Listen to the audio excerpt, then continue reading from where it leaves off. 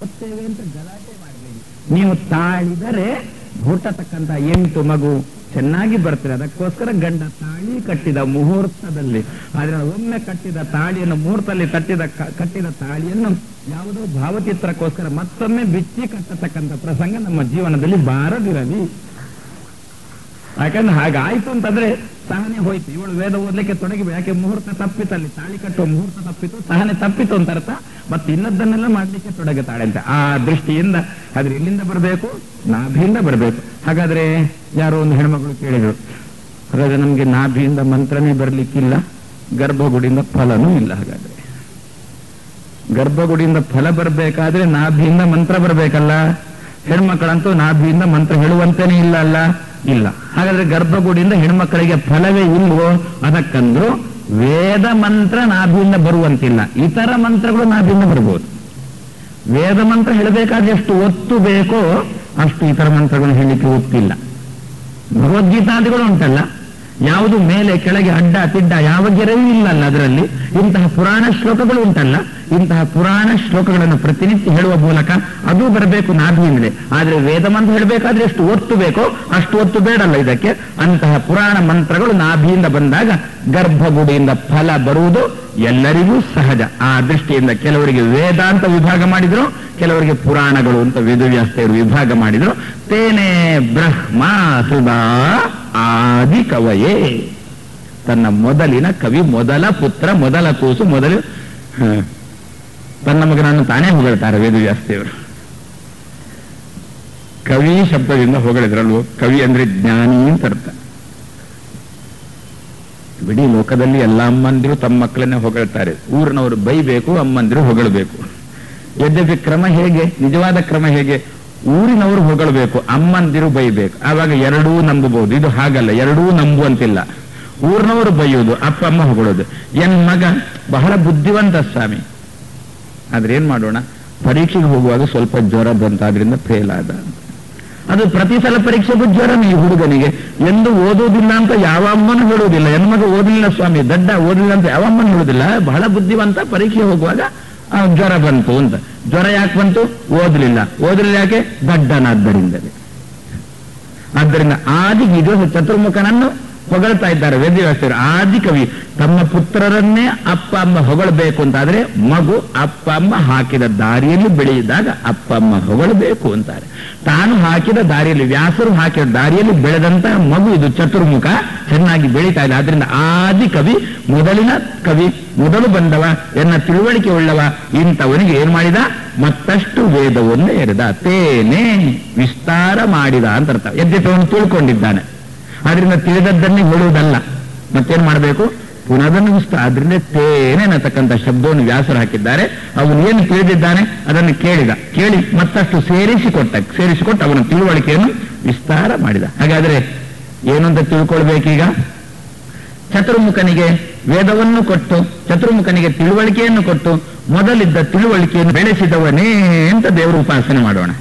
ಫಲಿತಾಂಶ ನಮ್ಮ ಮಕ್ಕಳು ನಾಳೆ ಒಳ್ಳೆ ರೀತಿಯಲ್ಲಿ ತಿಳುವಳಿಕೆ ಉಳ್ಳವರಾಗಿ ಬೆಳೆಯುತ್ತಾರೆ. ಆ ತಿಳುವಳಿಕೆ ಎಷ್ಟು ಗಟ್ಟಿ ಇರ್ತದೋ ಅಷ್ಟು ನಮ್ಮ ಮಕ್ಕಳಲ್ಲಿ ಫಲಿತಾಂಶ ಬೀರ್ತದೆ. ಇನ್ನು ಒಂದು ಸಲನೋ ಎರಡು ಸಲನೋ ಮಾತ್ರ ತಿಳ್ಕೊಂಡು ಏನು ಸ್ವಾಮಿ ಮಗನಲ್ಲಿ ಏನು ಫಲಿತಾಂಶ ಬೀರಲಿಲ್ಲ, ಇನ್ನೂ ದಡ್ಡನಿದ್ದಾನೆ ಅಂತ ತಿಳ್ಕೊಂಡದ್ದು ಸಾಲಿಲ್ಲ ಅಂತ ಅರ್ಥ. ಹಾಗಾದ್ರೆ ಅಲ್ಲಿ ಬೆಳೆಯುವ ತನಕ ಇಲ್ಲಿ ತಿಳ್ಕೊಳ್ಬೇಕು ಅಂತ. ತೇನೆ ಬ್ರಹ್ಮ ಹೃದಯ ಆದಿ ಕವಿಯ ಮನಪೂರ್ವಕವಾಗಿ ಕೊಟ್ಟಿದ್ದಾನೆ ಅಂತ ಭಗವಂತ. ಚತುರ್ಮುಖನನ್ನು ಶಿಷ್ಯನನ್ನಾಗಿ ಮಾಡಿಕೊಂಡು ಗುರುವಾಗಿ ತಾನಿದ್ದು, ಚತುರ್ಮುಖನನ್ನು ಮಗನನ್ನಾಗಿ ಮಾಡಿಕೊಂಡು ತಂದೆಯ ಸ್ಥಾನದಲ್ಲಿ ತಾನಿದ್ದು, ಮಗನನ್ನಾಗಿ ಮಾಡಿಕೊಂಡು ತಾಯಿಯ ಸ್ಥಾನದಲ್ಲಿ ತಾನಿದ್ದುಕೊಂಡು ಹೃದಯ ಮನಪೂರ್ವಕವಾಗಿ ಕೊಟ್ಟಿರತಕ್ಕಂಥ ಉಪದೇಶ ಅದು ಫಲಿಸಿತು. ಶಿಷ್ಯನಲ್ಲಿ ವಿದ್ಯೆ ಫಲಿಸಬೇಕು ಅಂತಾದ್ರೆ ಗುರು ಮನಪೂರ್ವಕ ಕೊಡಬೇಕಂತೆ. ಅದನ್ನೇ ಹೃದಯ ಎನ್ನತಕ್ಕ ಶಬ್ದದಿಂದ ವೇದವ್ಯಾಸರು ಹೇಳಿ, ತೇನೇ ಬ್ರಹ್ಮ ಹೃದಯ ಆದಿ ಕವಯೇ ಇನ್ನು ಮುಷ್ಯಂತಿಯಂ ಸೂರಯ ಎನ್ನತಕ್ಕಂಥದ್ದು ಉಳಿಯಿತು. ನಾಳೆ ಬೆಳಿಗ್ಗೆ ಸೇರಿದಾಗ ಎಷ್ಟು ಗಂಟೆಗೆ? 7:15, 7:15, 7:15. ನಾಳೆ ಬೆಳಿಗ್ಗೆ ಪುನಃ 7:15ಕ್ಕೆ ಸೇರಿದಾಗ ಮುಖ್ಯಾಂತ್ಯಂ ಸೂರ್ಯ ಅನ್ನತಕ್ಕ ಮಾತನ್ನು ನೋಡೋಣ ಅಂತ ನಮ್ಮ ಮಾತನ್ನು ಮುಗಿಸ್ತೇವೆ. ಸ್ತುತ್ಯ ವಿರಕ್ತ್ಯ ಭಜಗಮಲ ಜನ ಔನ್ನತ್ಯ ಭೂತ್ಯರ್ಪಕಾಯ ಕ್ಷಿತ್ಯಾಂ ಅತ್ಯಲ್ಪ ಭೃತ್ಯೇಷ್ವಪಿ ಕುಜನಕೃತ ಔದ್ಧತ್ಯ ಭೂತ್ಯಾಗಕಾಯ ಕರ್ತ್ರೇ ಧರ್ತ್ರೇತ ಹರ್ತ್ರೇ ಹಯಮುಖ ಹರವೇ ಅಮುತ್ರಪಾತ್ರೇ ನಮಸ್ತೆ ತಸ್ಮೈ ಕಸ್ಮೈಚಿದಸ್ಮನ್ ಮನಸಿ ಧೃತಕಥಾ ವಿಸ್ಮೃತೌ ಸ್ಮಾರಕಾಯ ಭವತ್ಯದನುಭಾವಾತ್ ಏಡಮೂಕೋಪಿ ವಾಗ್ಮೀ ಜಡಮತಿರಪಿ ಜಂತುರ್ಜಾಯತೆ ಪ್ರಾಜ್ಞಮೌಲಿಃ ಸಕಲವಚನಚೇತೋ ದೇವತಾ ಭಾರತೀ ಸಾ ಮಮ ವಚಸಿ ನಿಧತ್ತಾಂ ಸನ್ನಿಧಿಂ ಮಾನಸೇ ಚ ತಪೋ ವಿದ್ಯಾ ವಿರಕ್ತ್ಯಾದಿ ಸದ್ಗುಣೌಘಾಕರಾನಹಂ ವಾದಿರಾಜ ಗುರುನ್ ವಂದೇ ಹಯಗ್ರೀವ ಪದಾಶ್ರಯಾನ್ ಪೂಜ್ಯಾಯ ರಾಘವೇಂದ್ರಾಯ ಸತ್ಯಧರ್ಮರತಾಯ ಚ ಭಜತಾಂ ಕಲ್ಪವೃಕ್ಷಾಯ ನಮತಾಂ ಕಾಮಧೇನವೇ ದ್ವಾದಶಾಪಿ ಚ ವರ್ಷಾಣಿ ಮಂದೋಹಂ ಯೇನ ಪಾಠಿತಃ ತಸ್ಮೈ ವಿದ್ಯಾದಿಮಾನ್ಯಾಯ ನಮಸ್ತೆ ಶಾಂತರೂಪಿಣೇ ಶ್ರೀ ಗುರುಭ್ಯೋ ನಮಃ. ಜನ್ಮ ಆದ್ಯಸ್ಯ ಯತಃ ಅನ್ವಯಾತ್ ಇತರತಶ್ಚ ಅರ್ಥೇಷು ಅಭಿಜ್ಞಃ ಸ್ವರಾಟ್ ತೇನೇ ಬ್ರಹ್ಮ ಹೃದಯ ಆದಿಕವಯೇ ಮುಹ್ಯಂತಿ ಯಂ ಸೂರಯಃ ತೇಜೋ ವಾರಿ ಮೃಗಾಂ ಯಥಾ ವಿನಿಮಯಃ ಯತ್ರ ತ್ರಿಸರ್ಗೋ ಮೃಷಾ ಧಾಮ್ನಾ ಸ್ವೇನ ಸದಾ ನಿರಸ್ತಕುಹಕಂ ಸತ್ಯಂ ಪರಂ ಧೀಮಹಿ. ಶ್ರೀ ಗುರುಭ್ಯೋ ನಮಃ.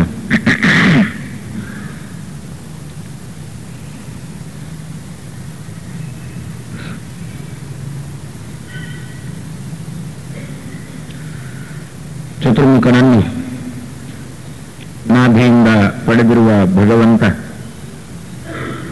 ಅವನಿಗೆ ಮೊದಲು ವೇದೋಪದೇಶ ಮಾಡಿದ, ವೇದದ ಅರ್ಥವನ್ನು ಹೇಳಿದ, ಅವನನ್ನು ಬಿಡಿಸಿದ. ಈಗ ನಾವು ಅವನನ್ನು ಚತುರ್ಮುಖ ಅಂತ ಕರೆಯುವುದು. ಯದ್ಯಪಿ ಅವ ಪಂಚಮುಖ. ಬ್ರಹ್ಮದ್ವಿಷೆ ಶರವೇ ಹಂತವಾವು ಅಂತ ಅಂಬರಣಿ ಸೂಕ್ತದಲ್ಲಿ ಒಂದು ಮಾತು ಬರ್ತಾ ಇದೆ. ಚತುರ್ಮುಖನ ಒಂದು ತಲೆಯನ್ನು ಕಡಿದಿರತಕ್ಕಂತಹ ರುದ್ರದೇವರಿಗೂ ನಾನು ಧನುಸ್ಸನ್ನು ಎತ್ತಬಲ್ಲೆ ಅಂತ ಲಕ್ಷ್ಮಿ ಹೇಳತಕ್ಕಂಥ ಒಂದು ಮಾತು ಇದೆ. ಹಾಗಾದ್ರೆ ಕಮಲದಿಂದ ಹೊರಗೆ ಬರುವಾಗ ಅವ ಪಂಚಮುಖನಾಗಿದ್ದ. ಪಂಚ ಎಂಬ ಶಬ್ದಕ್ಕೆ ನಮ್ಮಲ್ಲಿ ಒಂದು 5 ಅಂತ ಅರ್ಥ ಇದ್ರೆ, ಶಾಸ್ತ್ರಕಾರರು ಪಂಚ ಎಂಬ ಶಬ್ದಕ್ಕೆ ಇನ್ನೊಂದು ಅರ್ಥ ಕೊಡ್ತಾರೆ, ವಿಸ್ತಾರ ಅಂತ. ಇದನ್ನು ಪ್ರಪಂಚ ಅಂತ ಕರೀತೇವೆ. ಬಹಳ ವಿಸ್ತಾರ ಅಂತೆ, ಕೊನೆ ಇಲ್ಲ ಅಂತೆ. ಆದ್ರಿಂದ ಇದನ್ನು ಪ್ರಪಂಚ ಅಂತ ಕರೀತೇವೆ. ಸಿಂಹವನ್ನು ಪಂಚಾಸ್ಯ ಅಂತ ಕರೀತಾರೆ ಶಾಸ್ತ್ರಕಾರರು. 5 ಮುಖ ಉಂಟು ಅಂತ ಅರ್ಥ ಅಲ್ಲ, ವಿಶಾಲವಾದ ಮುಖ ಉಂಟು ಎನ್ನುವ ಅಭಿಪ್ರಾಯದಲ್ಲಿ ಸಿಂಹವನ್ನು ಪಂಚಾಸ್ಯ ಎನ್ನುವ ಶಬ್ದದಿಂದ ಕರೆದರು.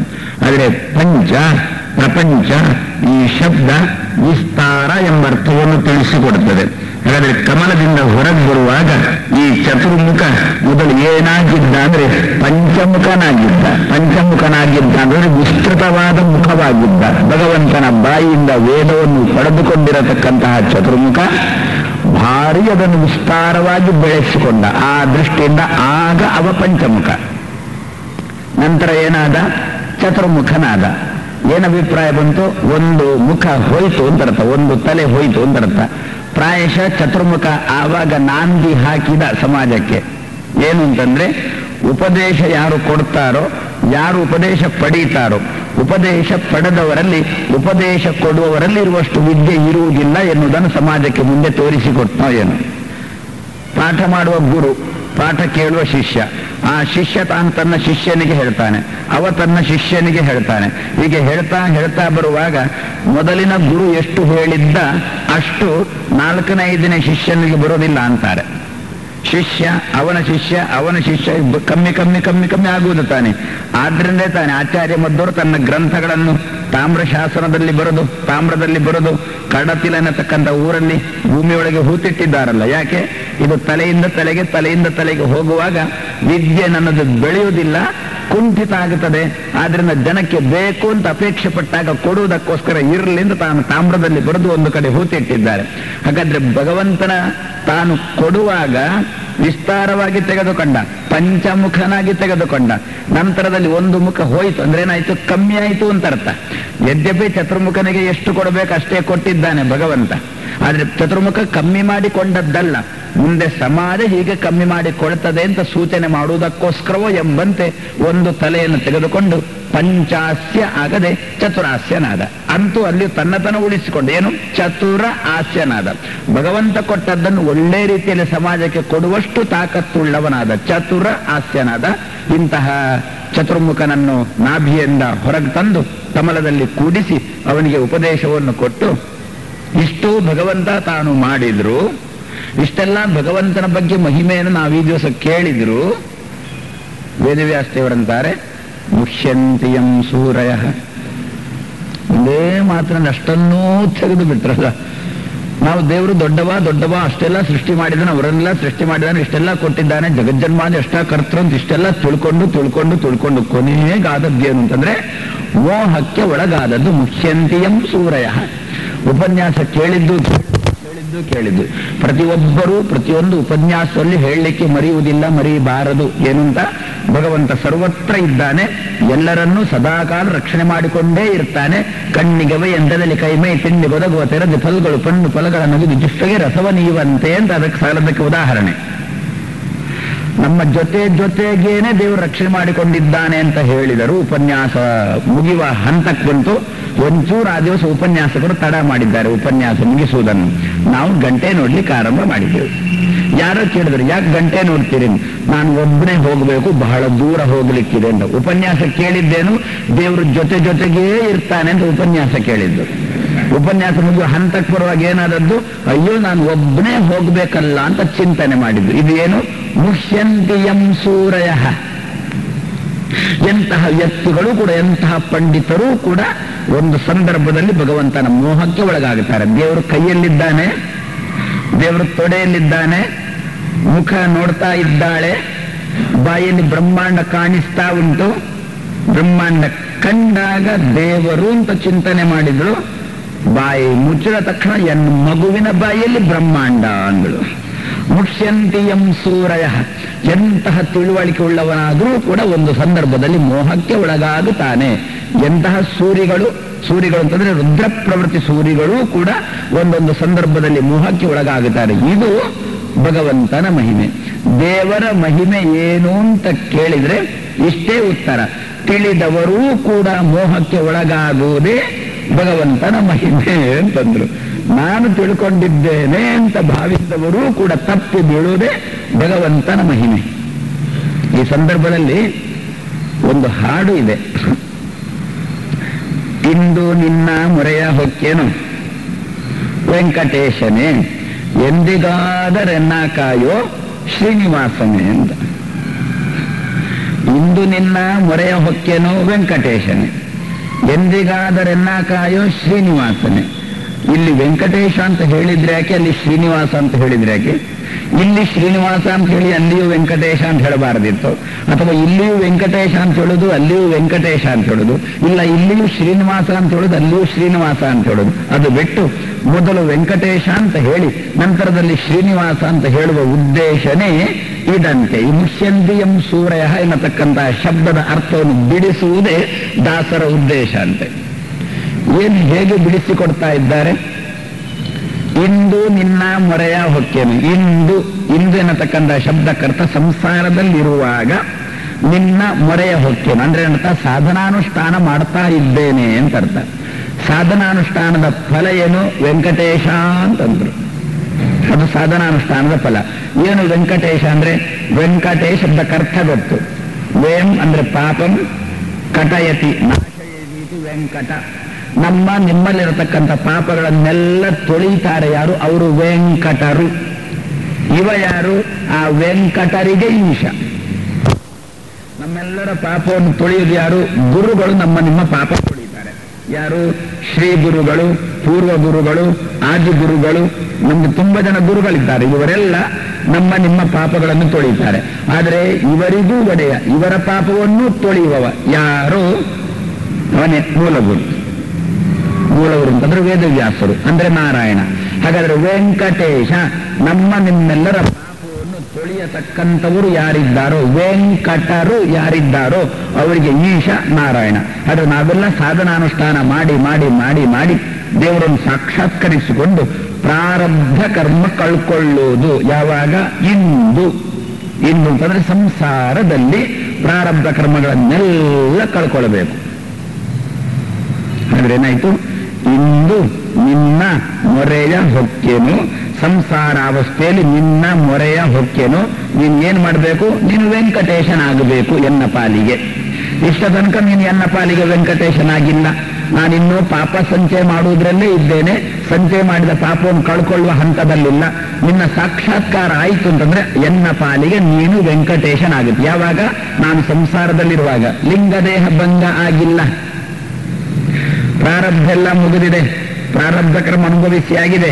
ಅನುಭವಿಸಿದ್ಮೇಲೆ ಎಲ್ಲೋ ಒಂದು ಜಾಗದಲ್ಲಿ ಹೋಗಿ ಕೂಡ್ಲಿಕ್ಕುಂಟಂತೆ, ಆ ಜಾಗದಲ್ಲಿ ಹೋಗಿ ಕೂತ್ಕೊಳ್ಳೋದು. ಚತುರ್ಮುಖ ಹೋಗುವಾಗ ಅವನ ಜೊತೆಗೆ ಹೋಗೋದು. ಇದು ನಮ್ಮ ಶಾಸ್ತ್ರದ ಕ್ರಮ. ಹಾಗಾದ್ರೆ ವೆಂಕಟೇಶ, ಇಂದು ನೀನು ನನಗೆ ವೆಂಕಟೇಶನೇ ಆಗಿರ್ಬೇಕು. ಸಂಸಾರಾವಸ್ಥೆಯಲ್ಲಿರುವಾಗ ನೀನು ನಿನ್ನ ಉಪಾಸನೆ ನಾನು ಏನು ಅಂತ ಮಾಡಬೇಕು? ವೆಂಕಟೇಶ ವೆಂಕಟೇಶ ವೆಂಕಟೇಶ ಅಂತ ಉಪಾಸನೆ ಮಾಡಬೇಕು. ಎನ್ನ ಪ್ರಾರಬ್ಧ ಕರ್ಮವನ್ನು ಕಳಿ ಕಳಿ ಕಳಿ ಕಳಿ ಅಂತ ನಿನ್ನ ಉಪಾಸನೆ ಮಾಡಬೇಕು. ಪ್ರಾರಬ್ಧ ಕರ್ಮ ಕಳೆದ್ರೆ ಸರಿ. ಚತುರ್ಮುಖ ಹೋಗ್ಲಿಕ್ಕೆ ತಯಾರಾದ, ಅವನ ಜೊತೆ ಪ್ರಾರಬ್ಧ ಕರ್ಮ ಕಳ್ಕೊಂಡ ನಾವು ಹೋದೆವು.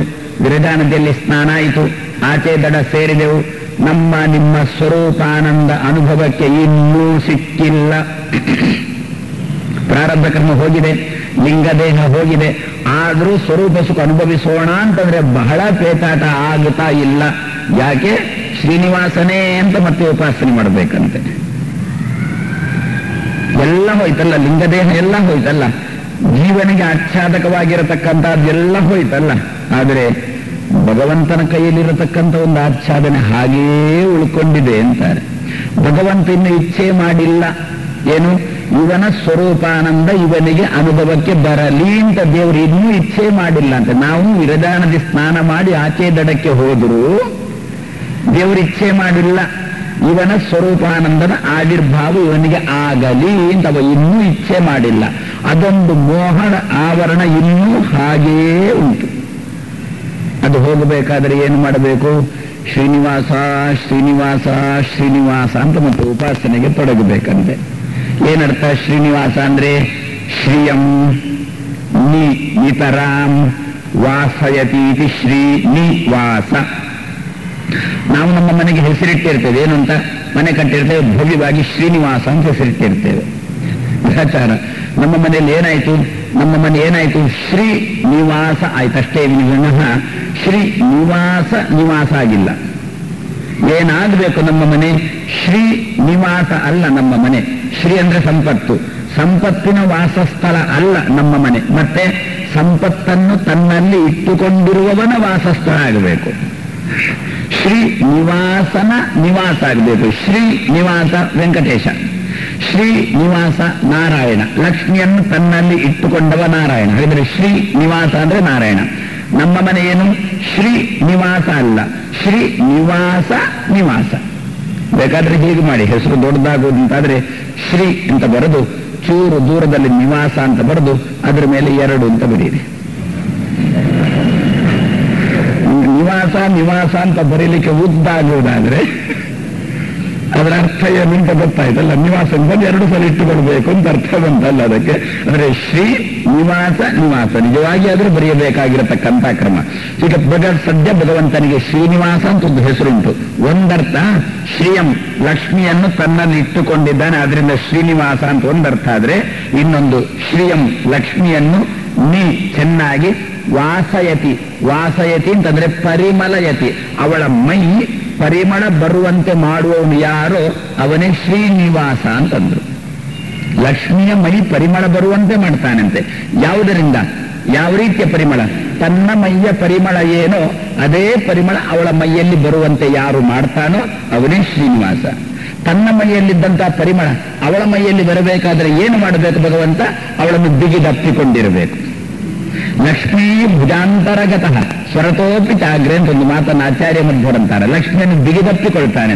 ಬಿಗಿದಪ್ಪಿಕೊಳ್ಳುವುದೇ ಏನು? ತನ್ನಲ್ಲಿದ್ದಂತಹ ಮೈಯ ಪರಿಮಳ ಅವಳ ಮೈಯಲ್ಲಿ ಬರುವುದು. ಅಂದರೆ ನಿಜವಾಗಿರತಕ್ಕಂಥ ಆನಂದ ಪ್ರಕಟ ಆಗುವಂತೆ ಮಾಡುವುದು ಅಂತ ಅರ್ಥ. ನಿಮ್ಮ ಸ್ವರೂಪಭೂತವಾಗಿರತಕ್ಕಂಥ ಆನಂದ ಪ್ರಕಟ ಆಗಬೇಕು ಅಂತಾದ್ರೆ ಅವನದ್ದೊಂದು ಮಾಯೆ ಹೋಗಬೇಕು. ಅವನ ಬಗ್ಗೆ ಮೋಹ ಇತ್ತು, ಆ ಮೋಹ ಒಂದು ಹೋಗಬೇಕು, ಬದಿಗೆ ಹೋಗಬೇಕು, ಅದು ಸರಿಬೇಕು, ಅವನ ಮಾಯೆ ಸರಿ. ಎಷ್ಟ ತನಕ ಅವನ ಮಾಯೆ ನಮ್ಮಲ್ಲಿ ಆಚ್ಛಾದನವಾಗಿಕೊಂಡುಂಟೋ ಅಷ್ಟರ ತನಕ ಮುಷ್ಯಂತಿಯಂ ಸೂರಯ. ಎಂಥ ಪಂಡಿತರು ಒಂದು ಮೋಹಕ್ಕೊಳಗಾಗುತ್ತಾರೆ. ಆದರೆ ಮೋಹ ಹೋಗಬೇಕು, ಅದು ಬದಿಗೆ ಸರಿಬೇಕು ಅಂತಂದ್ರೆ ಭಗವಂತ ನಮ್ಮನ್ನು ಆಲಿಂಗನೆ ಮಾಡಿಕೊಳ್ಳಬೇಕು. ಆಲಿಂಗನ ಮಾಡಿ ಅವನ ಮೈಯಲ್ಲಿದ್ದಂಥ ಪರಿಮಳ ದ್ರವ್ಯ ನಮ್ಮ ಮೈ ಮೇಲೆ ಬಂತು ಅಂತಂದ್ರೆ ಆವಾಗ ಅವನದನ್ನು ಆಚ್ಛಾದನೆ ಇತ್ತು, ಆಚ್ಛಾದನೆ ಸರಿಯಿತು, ನಿಮ್ಮ ಸ್ವರೂಪಭೂತ ಆನಂದ ನಮಗೆ ಪ್ರಕಟ ಆಯಿತು. ಅಷ್ಟರ ತನಕ ಭಗವಂತನ ತನ್ನ ಕೈಲಿರತಕ್ಕಂಥ ಆಚ್ಛಾದನೆಯನ್ನು ತೆಗೆಯುವ ತನಕ ಮುಷ್ಯಂತಿಯಂ ಸೂರಯ ಮುಷ್ಯಂತಿಯಂ ಸೂರಯ, ಮೋಹ ಉಂಟೇ ಉಂಟು ಉಂಟೆ. ಹಾಗಾದ್ರೆ ಈ ಮೋಹ ಹೋಗುವುದಕ್ಕೋಸ್ಕರ ದೇವರನ್ನು ಏನು ಅಂತ ಉಪಾಸನೆ ಮಾಡಬೇಕು? ಶ್ರೀನಿವಾಸ ಅಂತ ಉಪಾಸನೆ ಮಾಡೋಣ. ಲಕ್ಷ್ಮಿಗೆ ಆಲಿಂಗನೆ ಕೊಡುವ ಮೂಲಕ ಅವಳನ್ನು ಮಳಿತನೇ ಅಂತ ಉಪಾಸನೆ ಮಾಡೋಣ. ಅದು ಉಪಾಸನೆ ಮಾಡಬೇಕಾ ತತ್ಪೂರ್ವದಲ್ಲಿ ಪ್ರಾರಬ್ಧ ಕರ್ಮಾದಿಗಳನ್ನು ಕಳ್ಕೊಳ್ಬೇಕು. ಅದಕ್ಕೋಸ್ಕರ ವೆಂಕಟೇಶ ವೆಂಕಟೇಶ ಅಂತ ಉಪಾಸನೆ ಮಾಡೋಣ.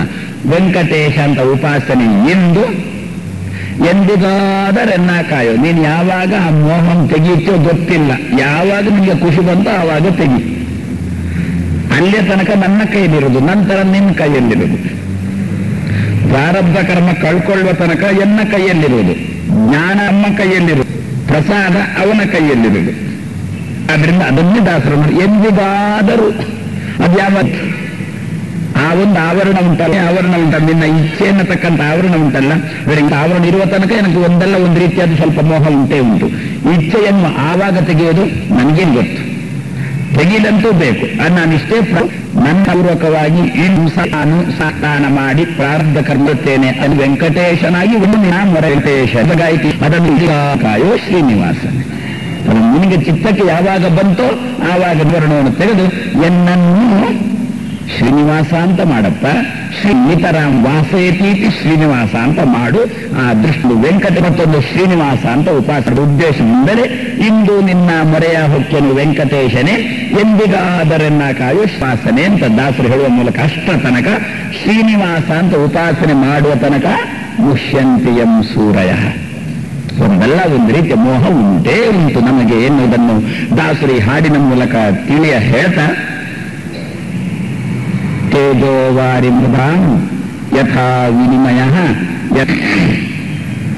ಸೃಷ್ಟಿ ಭಗವಂತನ ಸೃಷ್ಟಿ. ಯಾವುದನ್ನು ಸೃಷ್ಟಿ ಮಾಡ್ತಾನೆ ಭಗವಂತ ಅದನ್ನ ಆರಂಭದಲ್ಲೇ ಅಂದ್ರಂತೆ ಜನ್ಮ. ಯಾವುದಕ್ಕೆ?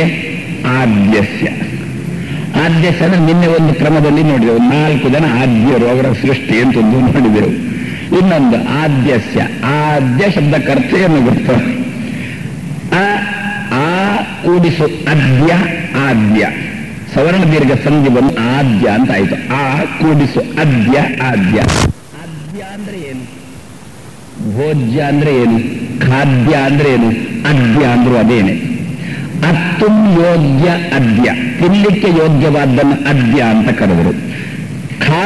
ಖಾದಿತುಂ ಯೋಗ್ಯ ಖಾದ್ಯ, ಭೋಕ್ತುಂ ಯೋಗ್ಯ ಭೋಜ್ಯ, ಭಕ್ತುಂ ಯೋಗ್ಯ ಭಕ್ಷ್ಯ. ಆಮೇಲೆ ಭಕ್ಷ್ಯ.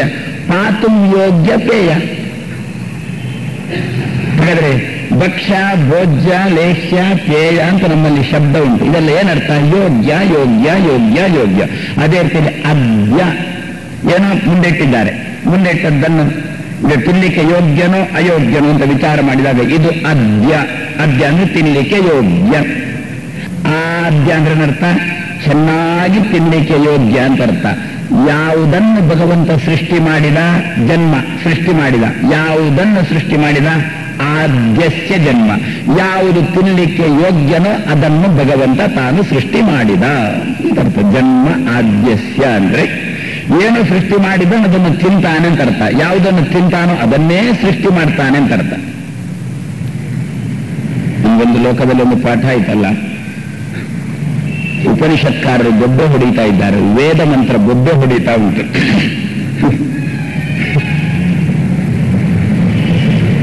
ನ ಸುರಾಂ ಪಿಬೇತ್ ನ ಕಲಂಜಂ ಭಕ್ಷಯೇತ್. ಕಲಂಜ ಅಂದ್ರೆ ಗೊತ್ತಾಯ್ತಲ್ಲ, ಯಾವುದಕ್ಕೋಸ್ಕರ ಒಂದು ಸಂದರ್ಭದಲ್ಲಿ ದೆಹಲಿಯಲ್ಲಿ ಒಂದು ಸರ್ಕಾರ ಬಿದ್ದೋಯಿತು, ಅದನ್ನು ಕಲಂಜ ಅಂತ ಕರೀತಾರೆ. ನೀವು ಅದನ್ನು ಪ್ರಾಯಶಃ ಉಳ್ಳಾಗಡ್ಡೆ ಅಂತ ಕರೀತೀರಿ ಕಾಣುತ್ತದೆ. ಅದನ್ನು ಕಲಂಜ ಅಂತ ಕರೆದರು ಶಾಸ್ತ್ರಕಾರರು. ನ ಫಲಾಂಡು ಭಕ್ಷಯೀತ, ಅದರದ್ದೇ ಮತ್ತೊಂದು ಪ್ರಭೇದ. ಇದೆರಡನ್ನು ತಿನ್ನಬೇಡ. ಉಳ್ಳಾಗಡ್ಡೆ ಇದನ್ನು ತಿನ್ನಬೇಡ, ಸುರಾಪಾನ ಮಾಡಬೇಡ. ಹಾಗಾದ್ರೆ ಯಾವುದನ್ನು ಬೆಳೆಸಬೇಕು ಆದೋ ಅದಕ್ಕೆ ಜನ್ಮ ಕೊಡು ಅಂತಂದ್ರು. ಯಾವುದು ತಿಳಿ ಯೋಗ್ಯನೋ ಅದನ್ನು ಮಾತ್ರ ಬೆಳೆಸು, ತಿನ್ನಲಿಕ್ಕೆ ಅಯೋಗ್ಯವಾದನ್ನು ಬೆಳೆಸಿಕೊಳ್ಳಬೇಡ, ಬೆಳೆಯುವುದಕ್ಕೆ ಮಾಡಿಕೊಳ್ಳಬೇಡ. ಆದ್ದರಿಂದ ಆದ್ಯಸ್ಯ ಜನ್ಮ, ಯಾವುದು ತಿನ್ನಲಿಕ್ಕೆ ಯೋಗ್ಯವೋ ಅದನ್ನು ಮಾತ್ರ ಬೆಳೆಯಬೇಕು, ಯಾವುದು ಜೀರ್ಣಕ್ಕೆ ಯೋಗ್ಯವೋ ಅದನ್ನು ಮಾರ್ಮಲ್ಲಿ ಬೆಳೆಸಿಕೊಳ್ಳಬೇಕು. ಸುಮ್ಮನೆ ನಿನ್ನೆ ಸಾಯಂಕಾಲ ಅಂದಿದ್ದೆ, ಎಲ್ಲಾ ಕಡೆ ಉಪನ್ಯಾಸಕ್ಕೂ ಹೋಗುತ್ತೇವೆ, ನಾವು ಸಂಗ್ರಹ ಮಾಡ್ತೇವೆ, ನಮ್ಮೊಳಗೆ ಜೀರ್ಣಕ್ಕೆ ಬರುವುದಿಲ್ಲ. ಯಾವುದೋ ಉಪನ್ಯಾಸ, ಯಾಂತ್ರಿಕ ಉಪನ್ಯಾಸಗಳು ನಡೀತವೆ ಈ ಸಲ, ಎಲ್ಲ ಕಡೆಗಳು ನಡೀತದೆ.